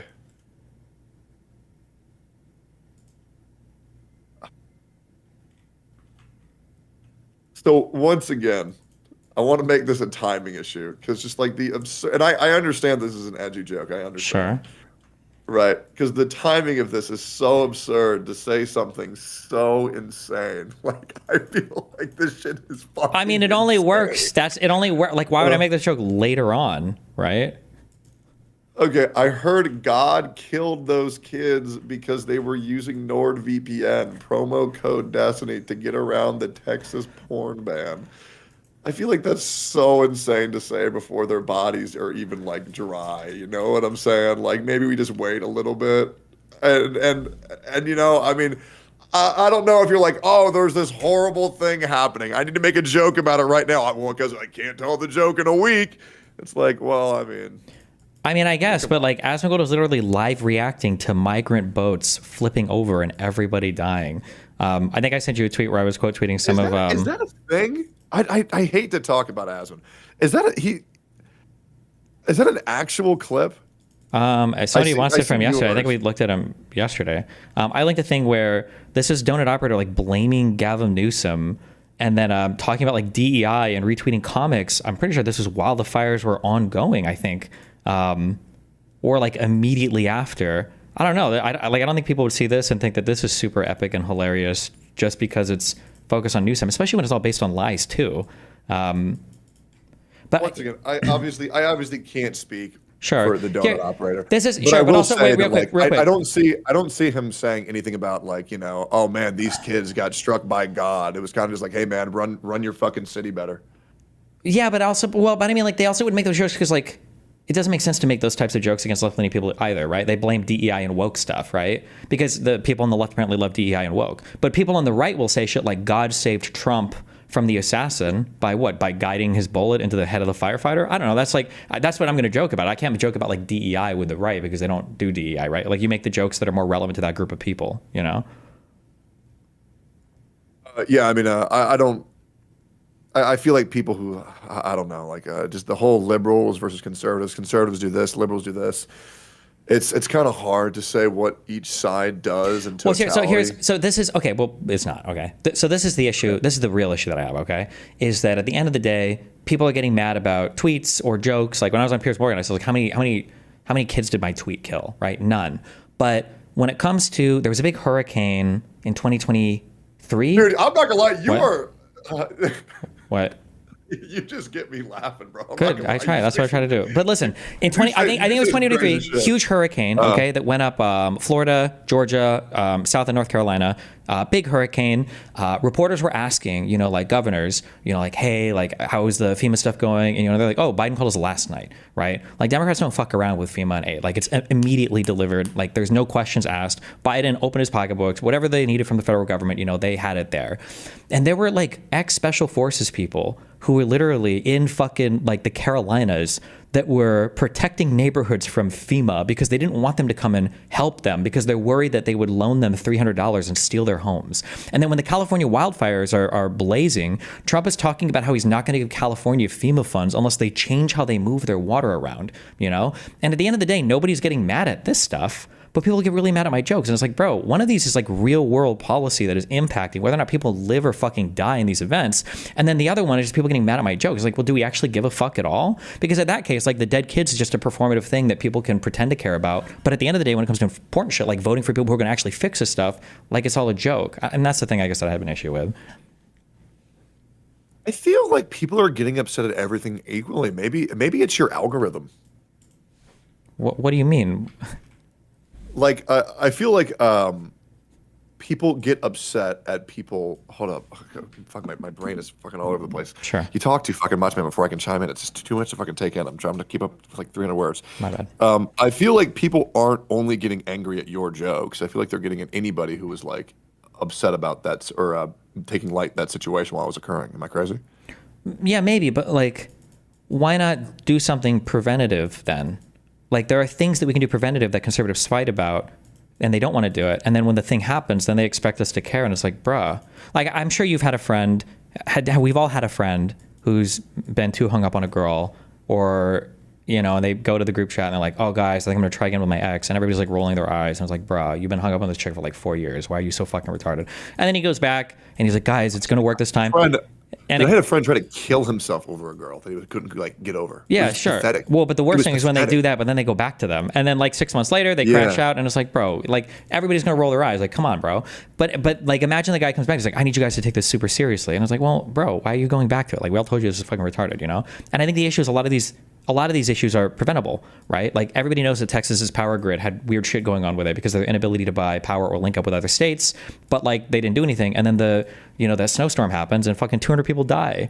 And it's like, okay, well, when there's ARPA funds that are like filling the coffers of all of these counties of Kerr County, and residents are going up to these, going up on these city council meetings, and they're like, we don't want to accept any of this money because Biden is going to force us to do DEI. And it's like, damn, that's crazy. And nobody seems to care about that or talk about that. But then when people start dying as a result of these systems failing, they're like, well, you can't make any jokes about it because that's the real bad thing. It's like, I wish you guys cared half as much about the actual policy. I think it's very hard to get to an agreement on what jokes are allowed and what aren't. I think earlier you were saying that the point of telling edgy jokes is that they are edgy and they are going to bother some people. But I think it's just for very specific scenarios and nuance. It's when a tragedy is currently occurring, the people who are currently trying to prevent that tragedy probably aren't going to receive that joke. But they're not preventing the tragedy. They're just responding afterwards to a tragedy that people everybody told them was coming, Sure. and they took Well, no steps to take preventive measures against. And then, sure, I just feel that preventing how do I say this specifically? Because obviously 17 of the girls were found, okay, right? So at least preventing the total collapse in that disaster scenario.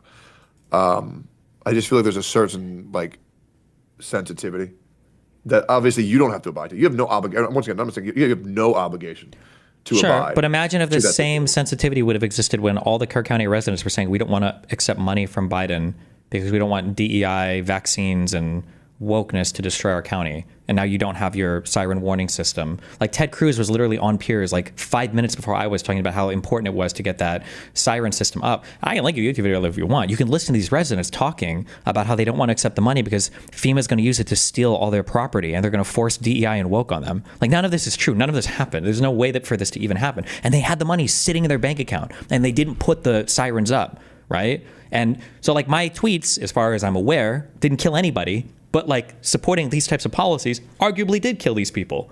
And it's like, how are we caring more about my jokes than the actual policy itself? That's crazy to me. I feel like we're talking about different things here because I feel like I really feel like we're just kind of doing both. One, I absolutely agree that once again, I'm not informed. If that were to be a thing that occurred where they say, hey, we don't want these sirens to tell us when floods are coming, because I believe it was a flash flood where I believe it was 32 feet of water over the course of 3:47 to 4:17 a.m. that swept through a Christian's youth camp. If people were actively fighting and deterring people from actually getting preventative warning systems, well, that really fucking sucks. Yeah. But I think there's also a line where it's like, hey, man, we warned you, and now all these kids died, so now LOL XD, they're dead. Sure, I understand what you're saying, but this is the same thing. Remember the example I gave at the very beginning where I said it's hard to talk about the magnitude thing, where I broke up with my ex because she, left a lot of shit around the house. She snored at night. She stabbed me 6 times, and she was mean to my mom, right? Where if I were to rattle that off, you'd be like, wait, one of these things seems really bad. I don't know why you just brought them up casually with the other 3 things, right? Like I feel like if I was surveying the total political landscape, and I'm like, okay, well, here you have $5 million sitting in a bank account that these citizens don't want to touch, even though it's already their money, because they're worried about the woke mob stealing their city or something because Biden is evil. And then you've got people like me making stupid jokes on Twitter, and that's where most of the anger is. It's like, okay, well, something is broken here. I actually don't think most of the anger is targeted towards you. I think it was just like a couple of guys. Well, no, I'm just saying that none of the people that were mad at me cared that the amount of misinformation that's being spread is like preventing people from doing things that will save their lives. Like I guess it's kind of separate. You can argue that like this is like a joke thing versus the policy thing, but like I just don't understand. I mean, I do understand it. It's because people don't pay attention to the policy part of things. But again, this goes back to the like you're getting mad at me. Well, not you're getting mad at me, right? But you're saying that like it's kind of cold to be joking about dead kids, But then, like, remember earlier, I'm like, well, it's kind of crazy to be voting for a president because he's funny, right? And like, if the standard for who's going to be president is the funniest guy, well, then fuck it. My standard for dealing with catastrophes, I guess, is going to be to make the worst joke, because that's where we're at politically now, right? Like, if we want to take policy and lives and saving people seriously, then we should take it seriously, like through and through. But it can't be like, well, we can't allow the bad jokes, but we can't allow the bad policy. Like, one of these things is crazy. Bad policy is horrible, and bad jokes are like kind of bad, you know? I feel like the comparison is a little bit silly, but this reminds me of something that I believe one of your homies said. Which Well, here, is just a- one are quick, you- wait, one quick thing, then you make your point. If you got rid of all of my bad jokes, 0 people would have been saved.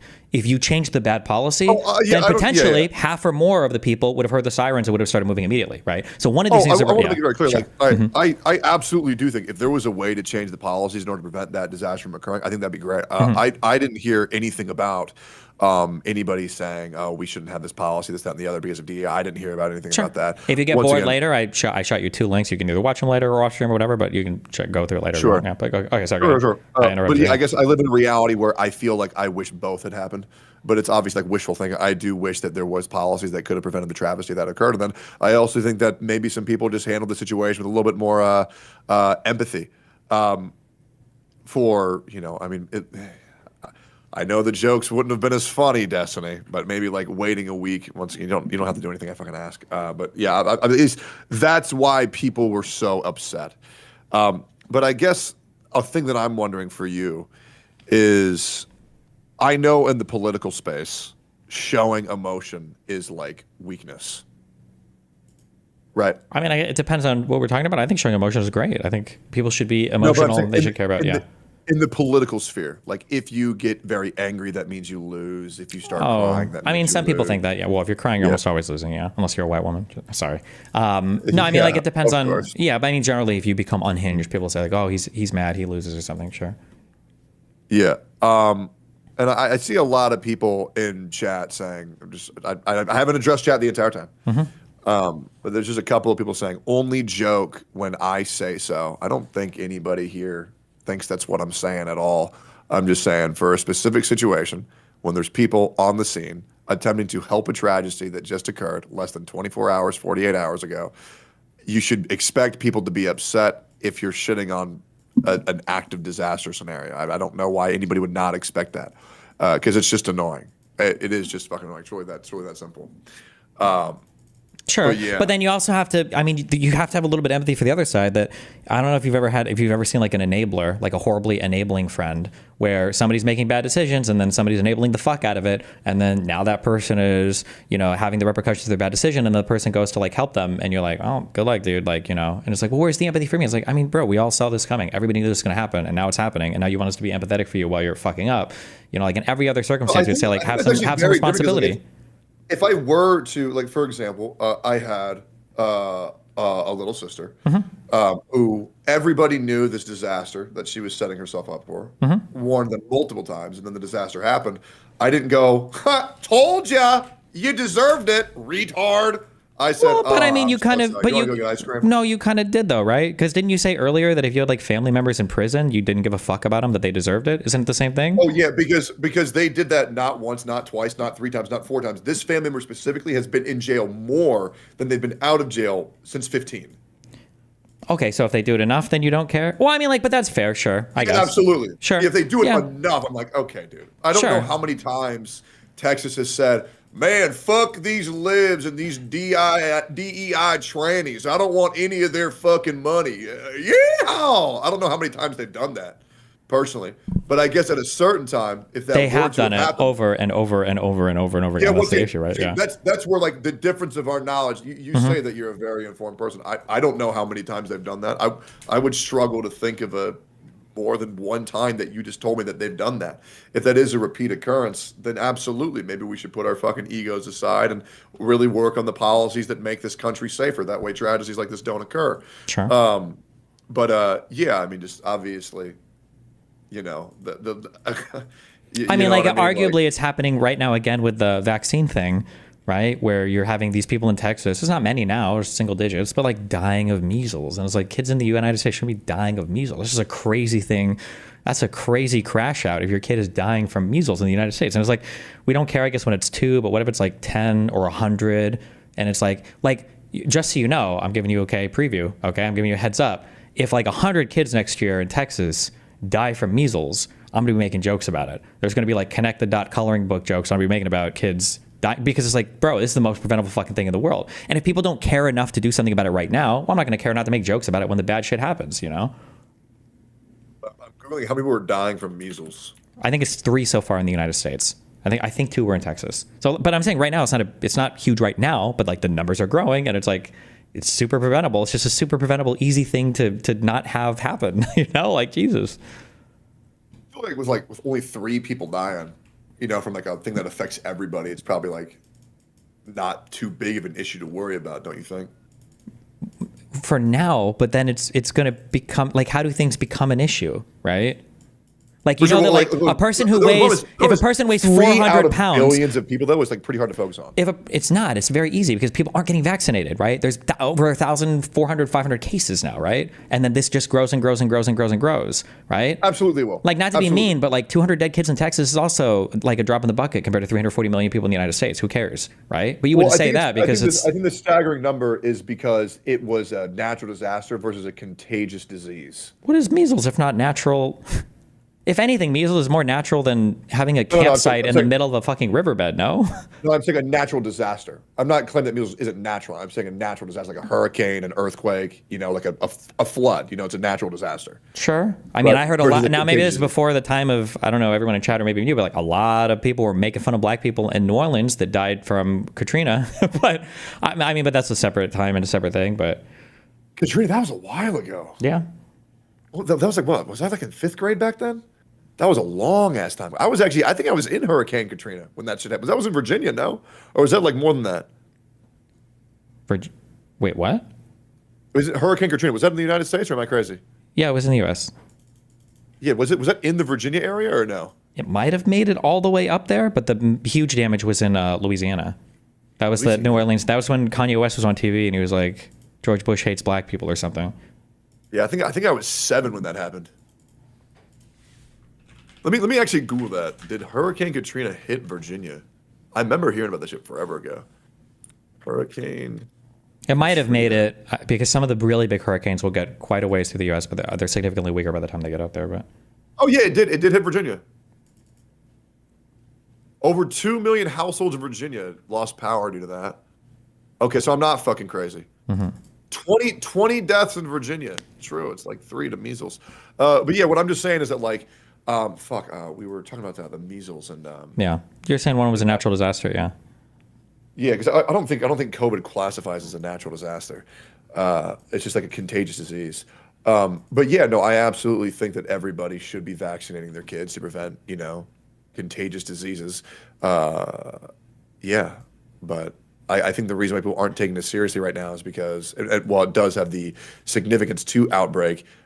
Wait, are people not taking measles seriously? No, people are anti because ever since people lost their mind on the COVID vaccines, which also led to the deaths of hundreds of thousands of people that conservatives don't care about. Yeah. But ever since the COVID vaccines, now people are like turning against all vaccines. RFK just canceled like 30 different vaccine research things in the United States, which is also really sad. Now people also aren't taking like the measles vaccines in a lot of places now. So measles was eradicated from the United States, and now we have like over 1,500 cases in the U.S. Like it was gone, and now it's back. How did it come back? Because people didn't vaccinate their kids. So if some person brings it into the country or whatever, and now people are starting to get infected, like it'll start to become endemic, I guess, or it'll start to spread more, and it'll be like a disease that'll be widespread in the United States at some point if people continue to not get vaccinated. Okay, just for my final question. Mm-hmm. Why are you telling me this? I'm trying to figure out how the fuck we got here, because I obviously believe that people should vaccinate their kids. Because I have no idea why you're telling me this. No, I know. Well, I know exactly. I'm trying to figure out how to phrase it nicely. Yeah. I don't care about people who get mad about bad jokes when they're doing really bad actions. That's the thing that's bothering me, is the magnitude of the response that conservatives as a whole, and because earlier you said that like, well, Trump is a funny guy, so, you know, fuck it. It's like, well, sure. But then like, if you think that Trump is a funny guy, we're going to vote for him. I'm not going to give a fuck about making some jokes about dead kids if like the policies that Trump is enacting are leading to the deaths of like hundreds of thousands of people. That's not even touching like USAID and foreign bodies or whatever, right? But just in the United States alone from like vaccine related stuff, let alone any other health related stuff, let alone any other DACA stuff or whatever else. I'm just saying like it can't be this many policies that are leading to death. And then it's like, but the jokes are so bad. Like, I don't take that very seriously. That's how I view it. Yeah. Sure. Yeah. No. And once again, I never came into this conversation thinking that I was going to change your mind about, hey, Destiny, be more sensitive, because I don't think that you're a guy who has. I don't think that you're an emotional guy. I think I've seen your content for over probably like 5 years on and off, and I don't think I've even ever seen you change your voice ever, besides whenever you crash out. But I've never heard you sound sad. I've never sound you sound in distress at all. I feel like you have a neutral mode and then you have an angry mode. Sure. But yeah, I just feel like in the same vein where it's like, absolutely, I don't give a fuck about what happens in the president. But I understand that people are going to crash the fuck out over me when I do that. Just like when I wore a MAGA hat as a joke, I understand that people are going to crash the fuck out on me, and I accept that. Just like in the same way that I think that, while I don't think you have any obligation to stop joking about dead kids if you think it's funny, I just feel like accepting the fact that you are going to piss people off is just kind of just like the norm. Except, wait, repeat that last thing again. Well, like if you make jokes about dead kids, people are probably going to be mad. Oh, fine, sure. But if if Donald Trump and conservatives' putting policies are leading to dead kids, I mean, then they don't really have any place to complain. And that's what I'll keep saying. Hey, man, trust me. Once again, this was. I already knew that there was no way that I was going to come in here and say, I'm going to make Destiny feel bad for these. I already knew that wasn't going to happen. Yeah. It's all good. Wait, why do you stream so fucking early? You're on vampire time. What the fuck? You stream from like 9 a.m. to fucking noon? What the fuck? Yeah, I stream at 9 a.m. to 2 p.m. every day, unless I have a tummy ache. But the reason why I stream early is because I like waking up with the sun. It's nice. It makes me feel like I have control over my life, and I feel like people who stay up at night are generally less productive. But I do shit nonstop. So like the moment that I end stream here, I'm going to go to the gym immediately and just start lifting. But yeah, it's just good for productivity, and also the sun feels good. Okay, that's good. Yeah, I think it's a good reason. So another question I had here is that I'm trying to figure out how to formulate this. Mm-hmm. You were banned on Twitch. Mm-hmm. What do you currently think about the state of Twitch and their double standards with the, I guess, the way they enforce the things that Hassan says, as well as his little orbiter crew? I mean, like I said before, I think there's a culture on a lot of internet places of kind of like this very, very, very socialist ideology. And as long as you back it, you can basically say or do whatever you want and you'll be okay. I think it's kind of unhinged. If you were unbanned on Twitch, would you stream on this platform again? Yeah, I probably would. I've been told that you getting banned on Twitch, would you say it's the worst thing that's ever happened to you? No, I'm like a cockroach. I always survive somehow. I've been streaming for like 16 years and I'm still doing okay, so. Yeah. What else do you want to talk about? Yeah, I don't know. I don't think I have anything. Here's a question I want to ask. Yeah. So I often get told that you struggle to make friends. No, I don't think so. I think having friends in the streamer world is really weird. Over the past year, especially, I've made more real life friends. Streamer stuff is just insanely. It's crazy because I had a foot in the real world before I got into streaming stuff, and then I got into streaming stuff. I realized how weird the streaming stuff is. But I guess I forgot how crazy the streaming world is compared to my real life world now. Yeah. So most of my friends are not real life friends. I don't trust streamers at all. Streamers are horrible, fucking crazy people. Jesus. Like if you were to give me like top 5 like horrible streamers. Top 5, I wouldn't be able to do it, but there's just so much social pressure to like shit on different people depending on, and it's very upsetting to me. It pisses the fuck off for me. For one example, for instance, do you know what Turkey Tom is? Yeah, I know Turkey Tom, yeah. So because of his connections, I got an invite. So me and a friend of mine met up with him and Donut Operator and a ton of other people. I think Brandon Herrera, Wendigo, I think we're all there to go shooting in Austin, San Antonio, I don't know, someplace near someplace over there in Texas. And we went I thought we had a really good time. It was really interesting watching Donut and his son interact. Because I saw a lot of the relationship between me and my son with the way those two interacted. It was funny because Donut, like I would consider Donut, if you have like a YouTube dad, I feel like he does a cool thing, right? He shoots guns. He seems like a cool guy. But his son was like, oh yeah, I don't know, he's kind of lame or whatever. I thought it was really funny watching the interaction. I had a lot of fun with the guys. We had a lot of fun at dinner. There were like jokes. I remember the last night where I think it was Wendigoon was saying shit like, oh, like I thought you were gonna be like a crazy lefty. I was like, no, I'm a pretty normal dude. And it was annoying that after the that Trump failed assassination attempt where, you know, God delivered the bullets into the firefighter instead of Trump's head, I made jokes about it on Twitter, and all of a sudden, people do this so much. Ludwig tried to do this to me too about the cheese puff shit. Donut Operator starts tweeting. He's like, yeah, when Destiny hung out with us, it was super lame, and his girl wanted to fuck us the whole time, and it was so fucking lame. And I'm like, why would you rewrite a real life interaction with me? Like, you can just say you don't like me now. That's fine. I don't know why you have to lie about our interactions in real life. But that type of shit just like irritates the fuck out of me. Did she want to? No, it doesn't. Like, no, it was just weird comments. He was trying to make some kind of like weird cuck joke or whatever. But yeah, I guess it's just kind of disappointing that so many people, I guess, like take shit so seriously online or are so cucked to their audiences that like I can say openly, I disagree with Donut Operator and probably all those guys on their political opinions, but I had fun hanging out with them, right? I can have a lot of different friends with different political opinions, but because they're so cucked to their audiences, they have to say that I was literally fucking Hitler in real life too. And it's like, Jesus, I don't know, why not just fucking chill? I think I would describe any of those guys as cucked to their audience, to be honest. I would not say they are that. absolutely cucked to their audience. 1,000,000,000,000%. Why else would he rewrite a real life interaction with me? You should ask him personally next time you see him. What was it like when you guys hung out? You should ask him. There's videos of us shooting and everything. It was, I don't know. Ask him. I mean, here's the thing. As a guy who's in an open relationship, you're denying the entire possibility that maybe your girl just did want to fuck them. No, we were all hanging out. Like, I was there. She was there. I could get a statement from her if you wanted. I mean, like, what the fuck? Is it the same girl that you're with right now or not? Oh, never mind. Fuck, Top secret, yeah. No, but like, I mean, like, she saw the comments too, and she was like, it's really gross. It was just weird. Yeah, they were just weird comments. Like, we were all just there, like, hanging out. It's not like we were all, like, sharing hotel rooms with each other or anything. Yeah. Well, I guess I'll leave that to you guys to figure out.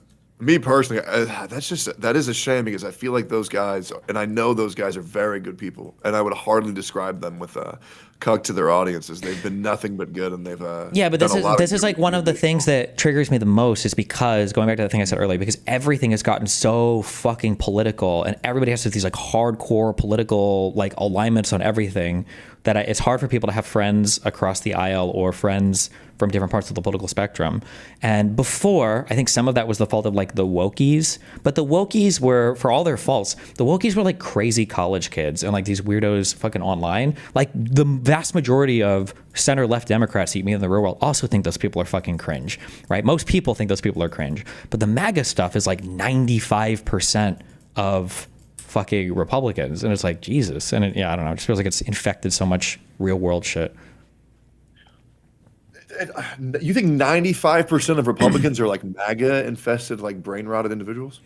I don't know if I'd say brain rotted, but like super MAGA. Like again, I'm not being personal, but like you were able to give me perfectly the tariff talking points, and you're not even that plugged into political talk. So somehow all the MAGA stuff is doing such a great job making the rounds through the entirety of all of the online and real life like MAGA movement that, yeah, it seems like it's captured a lot like of the minds of a lot of people that are just on that. What's crazy is I can't even remember what I said. I just kind of just think of things and then I think this what I just said is like the common sense take. Am I crazy? I don't think I have to hear those talking points from anybody to understand like what both sides' objectives are. It's just kind of like obvious what like the tariffs are like trying to do. I think maybe I understand. I did a really good job. Well, maybe no, I understand. Well, no, I would say no because what tariffs are known to do is to be detrimental to your economy all the time. Every economist in the world agrees that tariffs suck. Like the points that you gave me about tariffs are the MAGA talking points for tariffs. Nobody likes tariffs from an economic perspective. These are like things that you suffer through because of political reasons, or if you want to achieve some other end, like we need to tariff this for like national security reasons, but not because it's good for our economy. But also there are things that I think like you might think are quote unquote common sense, but it's just because of the particular media that we watch that some things seem more obvious than others. But then from a different perspective, they don't seem to be as common sense, or people have common sense opinions that go in the other direction. You know? Yeah, I would also think that maybe saying 100% of economists agree that tariffs are bad is probably just like not true. Okay, it's probably like 98% of economists agree that Yeah, they're bad. you see, like right? So But maybe I'm like, part of the but 2%. 90% of Republicans think that the 2020 election was stolen, and the majority of people that were dying from COVID in hospitals were unvaccinated Republicans, and the majority of people not getting their children vaccinated for measles are conservatives. Like those are numbers that are all real and true. I just feel like 62% of 70% of statistics are bullshit and made up on the spot. I mean, we can look at voting stuff. We can look at polling data. We can look at. Yeah, it's just there's just a lot of numbers flying around, man. It's making my head hurt. Okay. Anyways, you play like any video games? I used to, but I haven't in the last year and a half. I've been doing politics more seriously. Other than I did a Factorio run through. That was a long ass time. I mean, it That takes. So, Factorio playthrough you did, that shit was a long fucking time. yeah. Yeah, I remember watching that shit. Yeah, I think that's like pretty much everything I wanted to say. Okay. Do you play games besides gotcha game things? Oh, I haven't touched a gotcha game in a long time. Do you play any games now, or what do you do normally? I'm a big gym rat now, which is nice. And I got this dog. Which, do you got a dog? Fuck no. You should get a dog. Fuck no. I just don't want to take care of an animal. I think they're cute, but You have a cat? no. You seem like a cat guy. I think cats are cute, and I like big and medium dogs. I think it's very interesting that you don't like pets. I like them. I just want to take care of one, and so I'm not going to get a pet. Like I can't even have time for a real like monogamous relationship. Why would I fucking buy a pet? And I travel a lot, and like I don't have time of yeah. I think they're fine. Like if I wasn't streaming and I was doing other work, maybe I would get like a cat or like a medium dog. Maybe yeah. I like them. I think pets are cute. I think they're cool. I like playing with other people's pets. I'm playing Dark Souls 2 right now. Ooh, some people don't like that one. No, the people who don't like it don't understand the game. It's actually quite good. No, it is. It is very, very, very good. It's the exact same game as every other Dark Souls, but you just have to put 20 points into adaptability, and then it's the same fucking game. Okay, that's a take. Yeah, I mean it's true. Like there is literally no difference. Let me remember because so you have to level 20 for adaptability is what you get to, because then you have 99 agility, which means you have the same amount of iframes as you do in the normal Souls games. And then as well as you need to understand that the lock in the Souls 2 game isn't a hard lock, it's a soft lock. And then other than that, it's the same fucking game. I think the reason why people don't like, without getting into the game shit too much, the reason why people don't like Dark Souls 2 is because I think they feel like the level design and the setups for enemies and bosses was more fair and more interesting for Dark Souls 1 and 3. So in Dark Souls 2, I think you have more scenarios where like you walk into a room and it's just because of camera angles, there's an enemy right to the right that comes down with an axe and you're like, oh cool, I just got hit or knocked off a platform, like whoop-de fucking do. Or it's like, oh, Dark Souls 2, here's a boss. Oh my god, here's a harder boss. It's 2 of the last boss. Wow. Like I think that was popping up a lot more on DS2 and people were like, oh, this is strange. It's Scholar of the First Sin addresses a lot of the issues with the mob positioning. It's honestly really not that hard. What is Scholar of the First Sin? Scholar of the First Sin is the complete edition where the mob placement was adjusted as well as the DLC was implemented into the game. Oh. Wait, can we agree on this one thing? Here's one thing that should never exist in any more From Software games, and I don't know why they put this in. I don't know who likes these. I don't know why, but it feels like every Souls game or Souls-like game, Bloodborne, all these things, have a level or an area that's like poison marsh. Swamp. Why? Who likes that? Who's that for? Does anybody like this? Miyazaki likes people watching people play it. Okay. It's just pain. Yeah, no, it sucks. But I guess one more thing is I am very curious. So you've completely given up, because as a guy who's also given up on trying to make friends in the content creation space, what was the moment for you where you just said I'm good? I mean, I've had a low expectation of content creators for a long time. So, yeah. Basically, since I started doing politics in 2016, I fought a lot of right-leaning people, but then I also... Have you ever heard of something called Shit Reddit Says? Yes. Yeah, so those people witch hunted the fuck out of my career. And it was just trying to fight people on the right and the left was very annoying. And if you don't map cleanly onto a certain political community, there's always a lot of virtue to be found in attacking me. So it seems like every friend I have online, this has been this probably for like 10 or 15 years. Probably for the past 10 years. On the political space, it's just somebody waiting to flip eventually when you have a big moment, there's going to be a group of people who are ready to welcome them with open arms. So maybe in like the gaming space, maybe it'd be different. I don't know if I feel that way about the friends I made playing StarCraft 2. Like, it's not like those people all became crazy backstabbers or anything. So maybe it's just like the political world is cringe like that. But everything's becoming political. So as a guy who doesn't do politics or debates like ever, I will say, man, dude, the moment we started talking about the joke thing, dude, chat fucking went nuts. I don't have your chat pulled up, but that was like, that's just way too much, man. sure. Like, I don't know. Like, I feel like the conversation really was not that deep, and motherfuckers just be getting fucking like just luge and shit. I don't really think I have the whole want to even have to fucking deal with people getting that angry over politics shit, man. It is wild. I mean, I get it when it's like from person to person. Like, if you knew these motherfuckers doing this shit, it's like, okay, I get it. But I guess I don't see it when it's like people on the internet. Anyways, it's fucking exhausting. This is why I just play video games and then I just make fun of people. Yeah, I think you have a very good way of representing your views, which is very odd because even when I don't agree with them, I'm glad that I at least understand your point of view, regardless at the end of the day. Yeah, I mean, hopefully I try. I'm a political communicator, so hopefully I can communicate them pretty well. Yeah, yeah. Man, that just sounds that just sounds really fucking sad. Like, that just sounds fucking miserable, bro. I'm not gonna fucking lie. Like, being in politics 24/7 just sounds fucking miserable. Like, do you like what you do?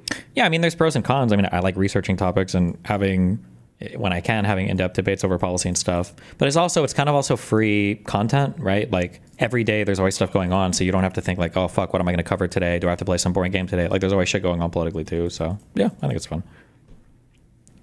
Do you think it's right for a viewer to not want to like trust a certain streamer because they're audience locked by the chat that they or the political party that they often find themselves aligning with? Because I've heard you say a lot of faults with conservatives, but I haven't heard you say any faults with Dems or libs. Do you think it's, so like if somebody seems like too partisan or whatever? Yeah. I mean, like, I have faults. I think there are faults with Democrats, but I mean, it just depends on I mean, right now I align way more ideologically with Democrats than I do with Republicans, so the Republican faults are going to come up a lot more. I mean, I would say at the end of the day, people want to argue about things. I mean, like, I publish all my notes online. Like, you can sometimes come by my stream at like 7 p.m. and I'm like researching the most boring fucking shit in the world with 3,000 viewers. Like, I mean, like, I put in the work and I do the debate research. And if somebody wants to argue with me, there's a reason why, like, people generally avoid having debates with me on these topics. There's a reason why, like, Hassan is like petrified to ever confront me and is instead just like behind his little paywall, screaming about how I'm retarded on Israel-Palestine. Yeah, I mean, that's all I can say. At the end of the day, try to look at who's more willing to confront people with facts. Yeah. I do think, like, so, like, for example, I do think when you make your entire personality and content creation structure about being political, I do think you have a certain, man, I'm really red. Do you see my head? Yeah. That's really fucking red. Holy shit. That's what happens when I'm thinking way too hard. That's good. Okay.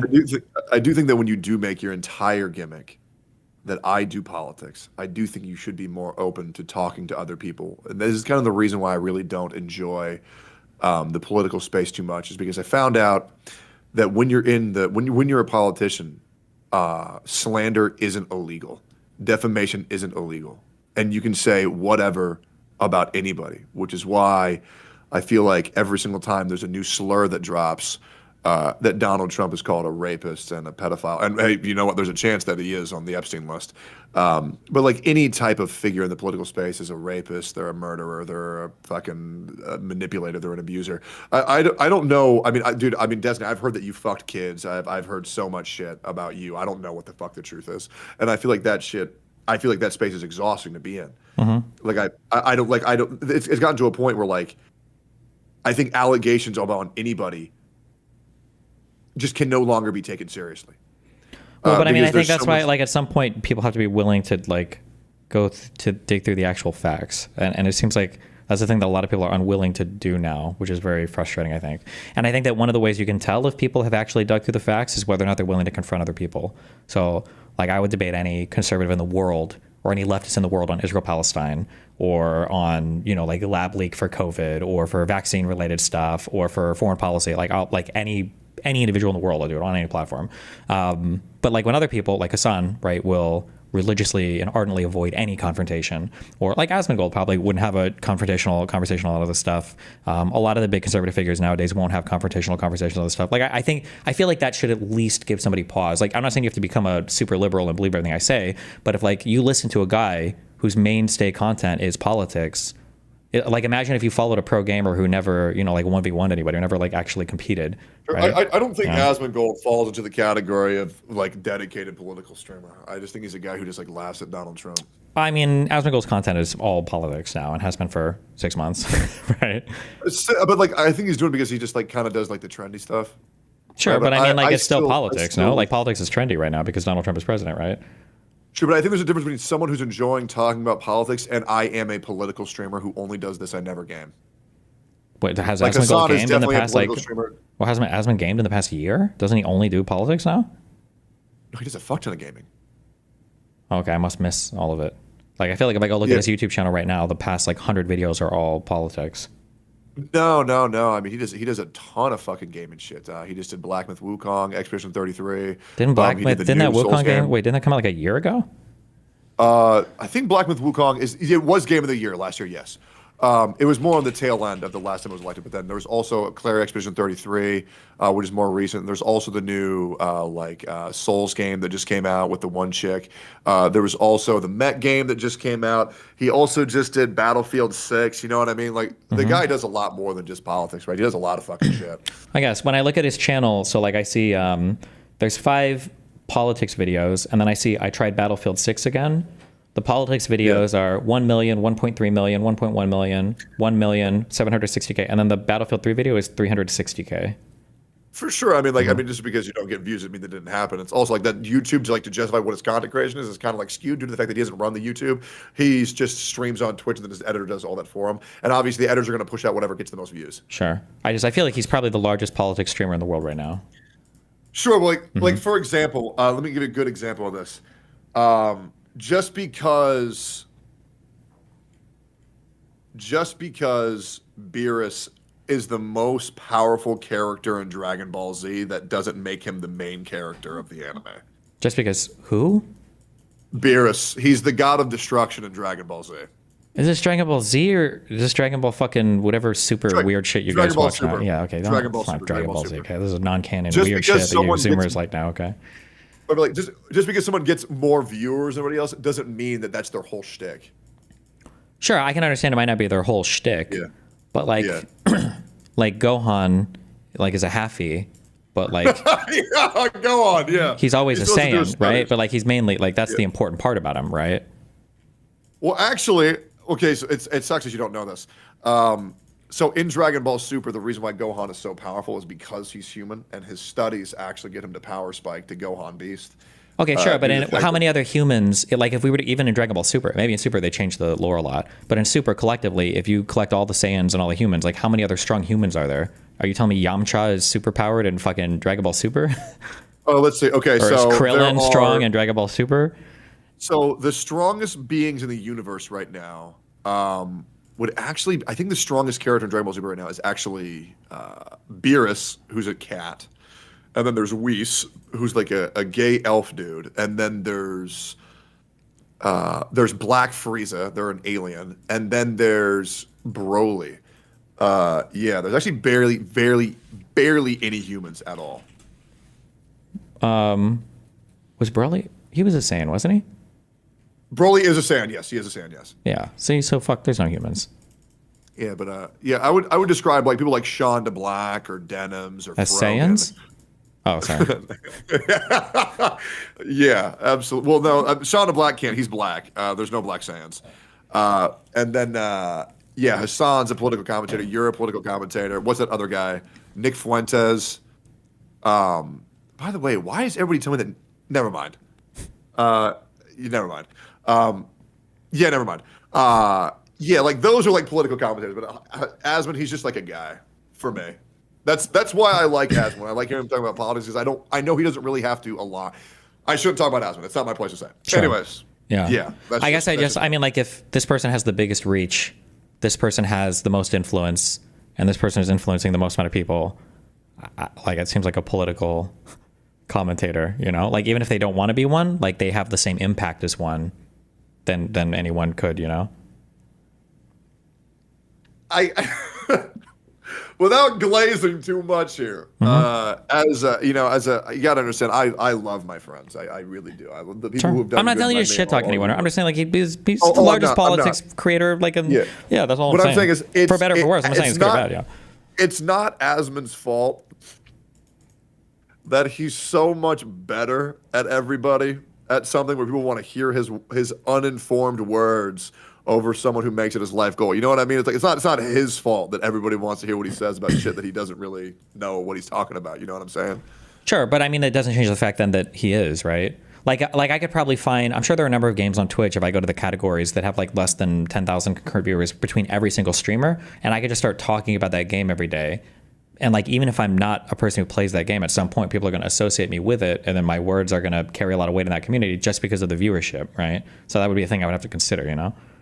But if Kai Cenat were to all of a sudden just start talking about Donald Trump, that wouldn't make him a political streamer. That would just mean he's a guy who just happened to be talking about political stuff because it's relevant right now. If he was doing it full time and he had like 100 YouTube videos and 95 of the last 100 videos were about politics, yeah, I'd say, yeah, this is basically a politics guy. Yeah, you know? I don't think that's what's happening. Am I crazy? I feel like that's just not what's happening. If I were to pull up Asmongold's YouTube channel, what percentage of his viewership on his YouTube do you think comes from politics? My guess would be 90%, maybe more. But I also think the big difference with Asmon's reactions is I don't think anybody would have watched those politics if Asmon wasn't reacting to it. Right? I think they're just watching it because Asmon's doing it. That's part of it. But I mean, that's also kind of true for my stuff as well. And that's true for Hassan's stuff too, right? It's kind of hard to separate, you know, like Hassan has the same politics as fucking Frogan and Denims and all these other losers, and these guys don't get the same viewership that Hassan gets, right? Listen, to be fair, if you start playing Battlefield 6, if you start playing the Souls games, I will not refer to you as a political commentator. I'll say you're a gamer. Look, first of all, I'm the only pro gamer of all these guys. I was a professional StarCraft 2 player, okay? I got more gamer creds than all these motherfuckers, all right? Were you? Yeah, what the fuck? Does anybody else know that besides you? Who else knows that? I was in Poland for 3 months with some gaming group. I went to South Korea to train for a month. Yeah, what do you mean? I played tourneys and shit. I focused on streaming more, but yeah, the fuck? I was a StarCraft 2 ladder hero and fucking semi-pro, yeah. It's like hearing you talk about people who you don't like. That's pretty much the only content that I, consumed. Well. Yeah. Anyways. Hey, good for you, man. StarCraft 2, that's big. Thanks a lot. Yeah, that's awesome. Why'd you give up on that? Well, the game kind of died, and I focused more on the streaming side of things because I didn't want to die when the game died. No, I guess I did the same I shouldn't say the game died. That's not fair. But other games became more popular, yeah. I think it's very fair to say that StarCraft 2 died. Am I crazy? Well, I don't want to shit on the game or the community, but other like companies started to come up that were paying a lot more attention to making their game like esports accessible and shit. Like Riot was the big one that came up and did it, and then other companies like invested a lot more in their esports stuff. And Blizzard kind of didn't do much with it. Blizzard's kind of, I don't know how much you're into Blizzard games, but Blizzard's kind of fallen off a bit. Played World of Warcraft for 12 years. Okay, yeah. The WoW is like the one big thing they still have. There hasn't been the WoW killer yet, but Blizzard used to be like the best in slot for every game type. They had like the two best RTSs. Yeah, it was Warcraft and it was StarCraft, and like Diablo 2 was the best. I guess I don't know. People call it different things or whatever. Now Path of Exile is probably better. Well, now it's more so about Riot Games. Riot Games is kind of the new Blizzard. Well, wait, what the fuck else does Riot have besides League right now? Fucking Valorant? Oh, fuck me. True. God, I hate that game. Yeah, they had Valorant. They also had, oh shit, fuck. It's Legend of Runeterra, which I'm not gonna lie. Legend of Runeterra was better than Hearthstone, but Hearthstone was just way more established. Yeah, they're about to have 2XKO, which will probably be like the new like best fighting game. They also have Valorant completely obliterated Overwatch, I think. Then Marvel Rivals obliterated Overwatch. But yeah, pretty much every game that Riot touches does very well. They also have Teamfight Tactics, which is fucking amazing. Oh, is TFT still played a lot? Yeah, I feel like you'd really like TFT. I played a little a long time ago, but yeah. There's also a new game coming out called Arknights Enfield that's like Factorio. that I think you'd like as well. From Riot? No, this is from Hypergriff. Completely different. Okay. Yeah, and the MMO is coming out really soon too, probably. That'll be interesting. Do you play... Wait, did you ever play Final Fantasy 14? I played the fuck out of 14, and then I quit because streaming it's fucking miserable. Wait, did you like 14 more or less than World of Warcraft? No MMO is ever going to be World of Warcraft. It's just not going to fucking happen. Are you like a 14 was retail good. guy or are you like a WoW Classic guy? I did both. I played from vanilla to Battle for Azeroth, and then I stopped playing. And then I played Classic WoW. I did OnlyFangs, where I was top 3 DPS in the entire guild, but then everybody was so fucking gay in that guild. I just couldn't deal with that shit, and I just dipped. After, obviously being the #1 casual gamer in the guild, doing the most damage. Did you take a strong position on the Pirate Software retreat from the dungeon with the Ice Mage shit or whatever? I have a very strong position towards Pirate Software that fucks me over every day. Because in that position, Pirate Software did nothing wrong in the position where he ran out during that dungeon. However, the way he handled himself afterwards was the error that he made. But I think a lot of people in that guild were like desperate to make a villain, and Pirate Software absolutely fucked up, but that's not where he fucked up. When your leader says run, you run. That's what you do. When another guy says, no, not even, the leader of that group didn't just say run. He said run, run, run, run, run. If your leader ever says run 5 fucking times where you could lose 300 hours of gameplay, there's no way I'm going to stop and come back because one guy says, well, we can save 45 seconds if we kill all these mobs right now. Wait. Hold on, just to check. Were you like an arena player? Did you raid with big teams and stuff? Mythic Raider, I got many cutting edges, many ahead of the curves. I did like no arena at all. Okay. I guess I feel like, because my experience is only in things like DayZ and shit, I never played anything else. But I feel like when people say, even for like League, I feel like when somebody says like run, run, run, it's not like ever like every man for himself. Like generally you still have people who are like CCing, are still managing like, like crowd control and stuff as you're retreating and everything. It's not literally just drop it. Because if somebody's saying run, run, run, and that's everybody's interpretation, then what you're really saying is like, my guess is going to be like tanks and DPS are dying. And then everybody else is getting fucked. Like, and whoever's in the back like CCing or whatever is going to escape. That'd be my assumption. I don't play any WoW at all, but I feel like if you're retreating, it's always going to be like a measured retreat. That would be my feeling. A guy who's hyper analyzed that clip so many fucking times, he did cast Blizzard and then canceled it before it even applied. He played terribly. Sure. He absolutely I think the big issue wasn't that Pirate Software like condemned the whole group to death and he fucked up. Maybe he could have played better. I think the issue was just him at the end, like refusing to accept any responsibility doing anything wrong whatsoever. 100%. Yeah. Oh, absolutely. No, 100%. I'm saying the same thing here. He didn't fuck up when he ran because obviously nobody should be expected to play perfectly. Sure. And when you have that much on the line, because you got to understand, as a guy who's done OnlyFangs. Oh, yeah, and especially for smaller streamer, although he's not a smaller streamer, but like, yeah, dying and losing all that and not getting any of the content, you're not getting to do any of the dungeons, you have to fucking reload. Yeah, I imagine that's horrible, yeah. Dude, I was so afraid during OnlyFangs, I like legit like had to lay on my floor because I had a heart rate monitor on. My heart rate went to 147 because I thought I was about to lose a character that I had like 250 hours in. So I'm not going to expect anybody to play perfectly. However, he should have said, yeah, guys, I fucked up, because he did. He didn't play well at all. Okay. Yeah. I feel like that's a normal take, sure. Okay. But I also think the problem with OnlyFangs is that a lot of those socially inept streamers don't know what to talk about unless they have someone to shit talk. Right? Like this was kind of like the whole thing, like the OTK events. Nobody really knew what to talk about unless they could say, LOL, Dictone. This guy's a dick. I understand what you're saying, but I feel like I think that we're retrospecting a lot. I don't think that they would have done that with Pirate Software because at that time, unless I'm missing anything, I don't think anybody really hated Pirate Software at that point. Like, I think people forget this, but Pirate Software was like universally loved by everybody. He was like the programmer guy, the hacker guy, the deep voice guy, and he did everything so cool, and he was so wholesome, and he had the ferrets running around all the time. I think it was that event where somebody first had a problem with him, and then I feel like his whole career spiraled from there. There's another guy who was universally loved, who was universally shit talked on OnlyFangs once they started rating, and that was Lucari. Lucari was a universally loved streamer, great fucking guy, one of the best streamers on this platform, incredibly underrated. And bro Lucari, was I wouldn't say Lucari was definitely decently liked, but I feel like his content was a bit more I'll say niche maybe, unless I missed a big thing. He was just used as the butt of every single joke. Yeah, but like Pirate Software was like the HackerCon guy who was respected across all of YouTube and gave takes on everything. And like I feel like Pirate Software had broad appeal and respect. And Lucari was like funny because sometimes he made like booba jokes and everything too, and was also like a streamer, but like he was like kind of like wacky crazy. I'm not shitting on Lucari, but I'm just saying like the Pirate Software had like this broad appeal and respect and everything, you know. And yeah, like Yeah, you no, said, he like absolutely did. But like I feel like the moment that the internet smelled blood, and I want to make this very like think about this. This guy misplayed in World of Warcraft. This guy is the biggest piece of shit on earth. Like that's a big gap to jump. True.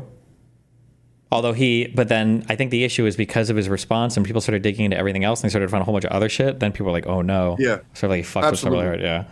But like the reason why that bothered me so much is that, you know, people say, well, I mean, it's because their accountability issue. Brother, everybody else in that guild did the exact same thing. The one for one, the exact same thing. During Tyler won, and he was leaving the Baron Geddon fight, and he said stay after he said leave, and nobody came back, and 23 fucking people died. Nobody said anything about those other streamers. Because I'll be real, they had like fucking 50 fucking viewers. Right? But because Pirate Software got caught doing the same thing that everybody else was doing, he got way more shit. And unfortunately, that paired with his absolute refusal to ever take accountability, which, by the way, he fucked himself so hard. Because he could have just said, my bad. I mean, and the worst thing is he knows that, and he still won't do it. Maybe Blizzard wouldn't have killed all those raiders if they would have used NordVPN promo code Don't Welch. You know what's crazy? When I said that, I was like, he's going to make a joke about that. And I was like, yeah, there it is. You remind me of the people who I used to hang out with back in 2012, man. You a 4chaner? You ever use 4chan? Nah. I don't believe you. The very few, a little bit on the VG boards. I know, but that was a cancerous. It's crazy how things change. You definitely are a /polar, man. You are. No, definitely not. But like I've hung out like in peripheral communities and stuff. So. Yeah, like what, Reddit? Sometimes just abouts on the internet, you know. Okay. 4chan was too spooky for me though. That's a scary place. Yeah, I remember back in the Pain Olympics where they would show people like shoving scissors up their penises and then opening it and like severing that shit in half. And that one guy who shoved a jar up his ass and then he died. Did he really die? That's what I heard. I heard the jar and ass guy is dead. I don't know how you would live. Well, I mean, it's just a little bit of jar in your ass, right? Yeah, well, I mean, try it. I mean, I figure that it probably wasn't his first time, right? Did he really do it on camera? First time? I feel like you should have at least practiced that. Damn. Well. By the way, what rifles you got back there? I have from a company called, I think it's Giesel or whatever, I have an AR-15, and then below that I've got a Benelli M4. Are those your favorite guns? Well, I mean, they're the ones that I own, so...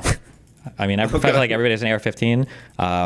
I think the Benelli M4 is a really cool shotgun with cool history. I've got it's like the law enforcement edition, so I can do 7 rounds in the internal magazine. I like the shotgun for trap shooting. It's a Synergy Trap Classic from Browning. I think it's a cool shotgun.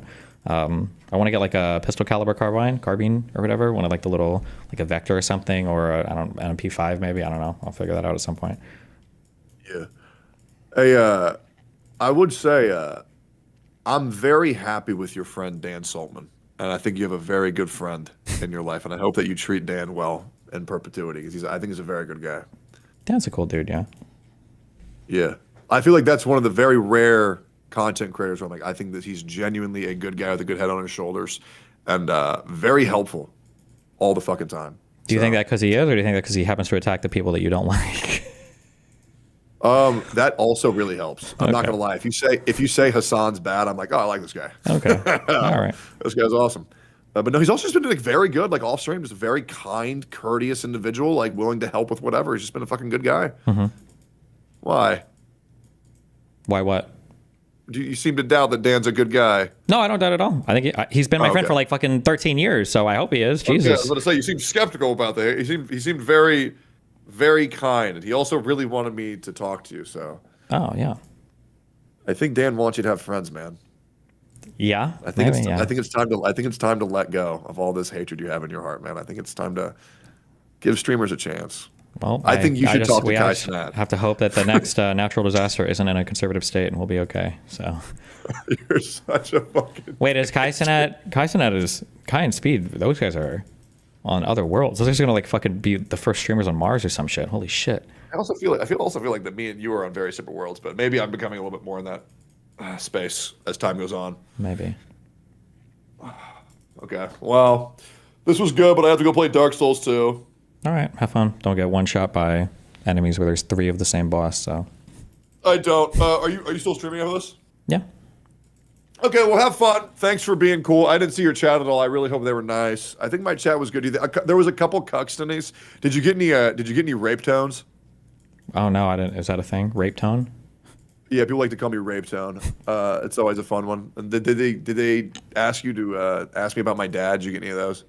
No, it's usually people want to scream about political positions, but I'm trying to behave myself Okay, right now. cool. So, Cool. Well, this was cool, man. Yeah. I hope you have a wonderful stream, and thanks for talking. yeah, no problem. Have fun. Be careful. Okay, bye-bye. Repetitive gameplay that barely changes created a whole genre of shitty games that copy it. The entire series is a copy and paste, with the last one with minimum additions. The lore just relies on YouTubers to make hour-long videos filled with them making their headcanon since the game doesn't have any real lore. The creators glaze as if he is the second coming of Jesus for some reason, somehow considered classics. Why do people like FromSoft games again? Damn. Damn. Got 'em.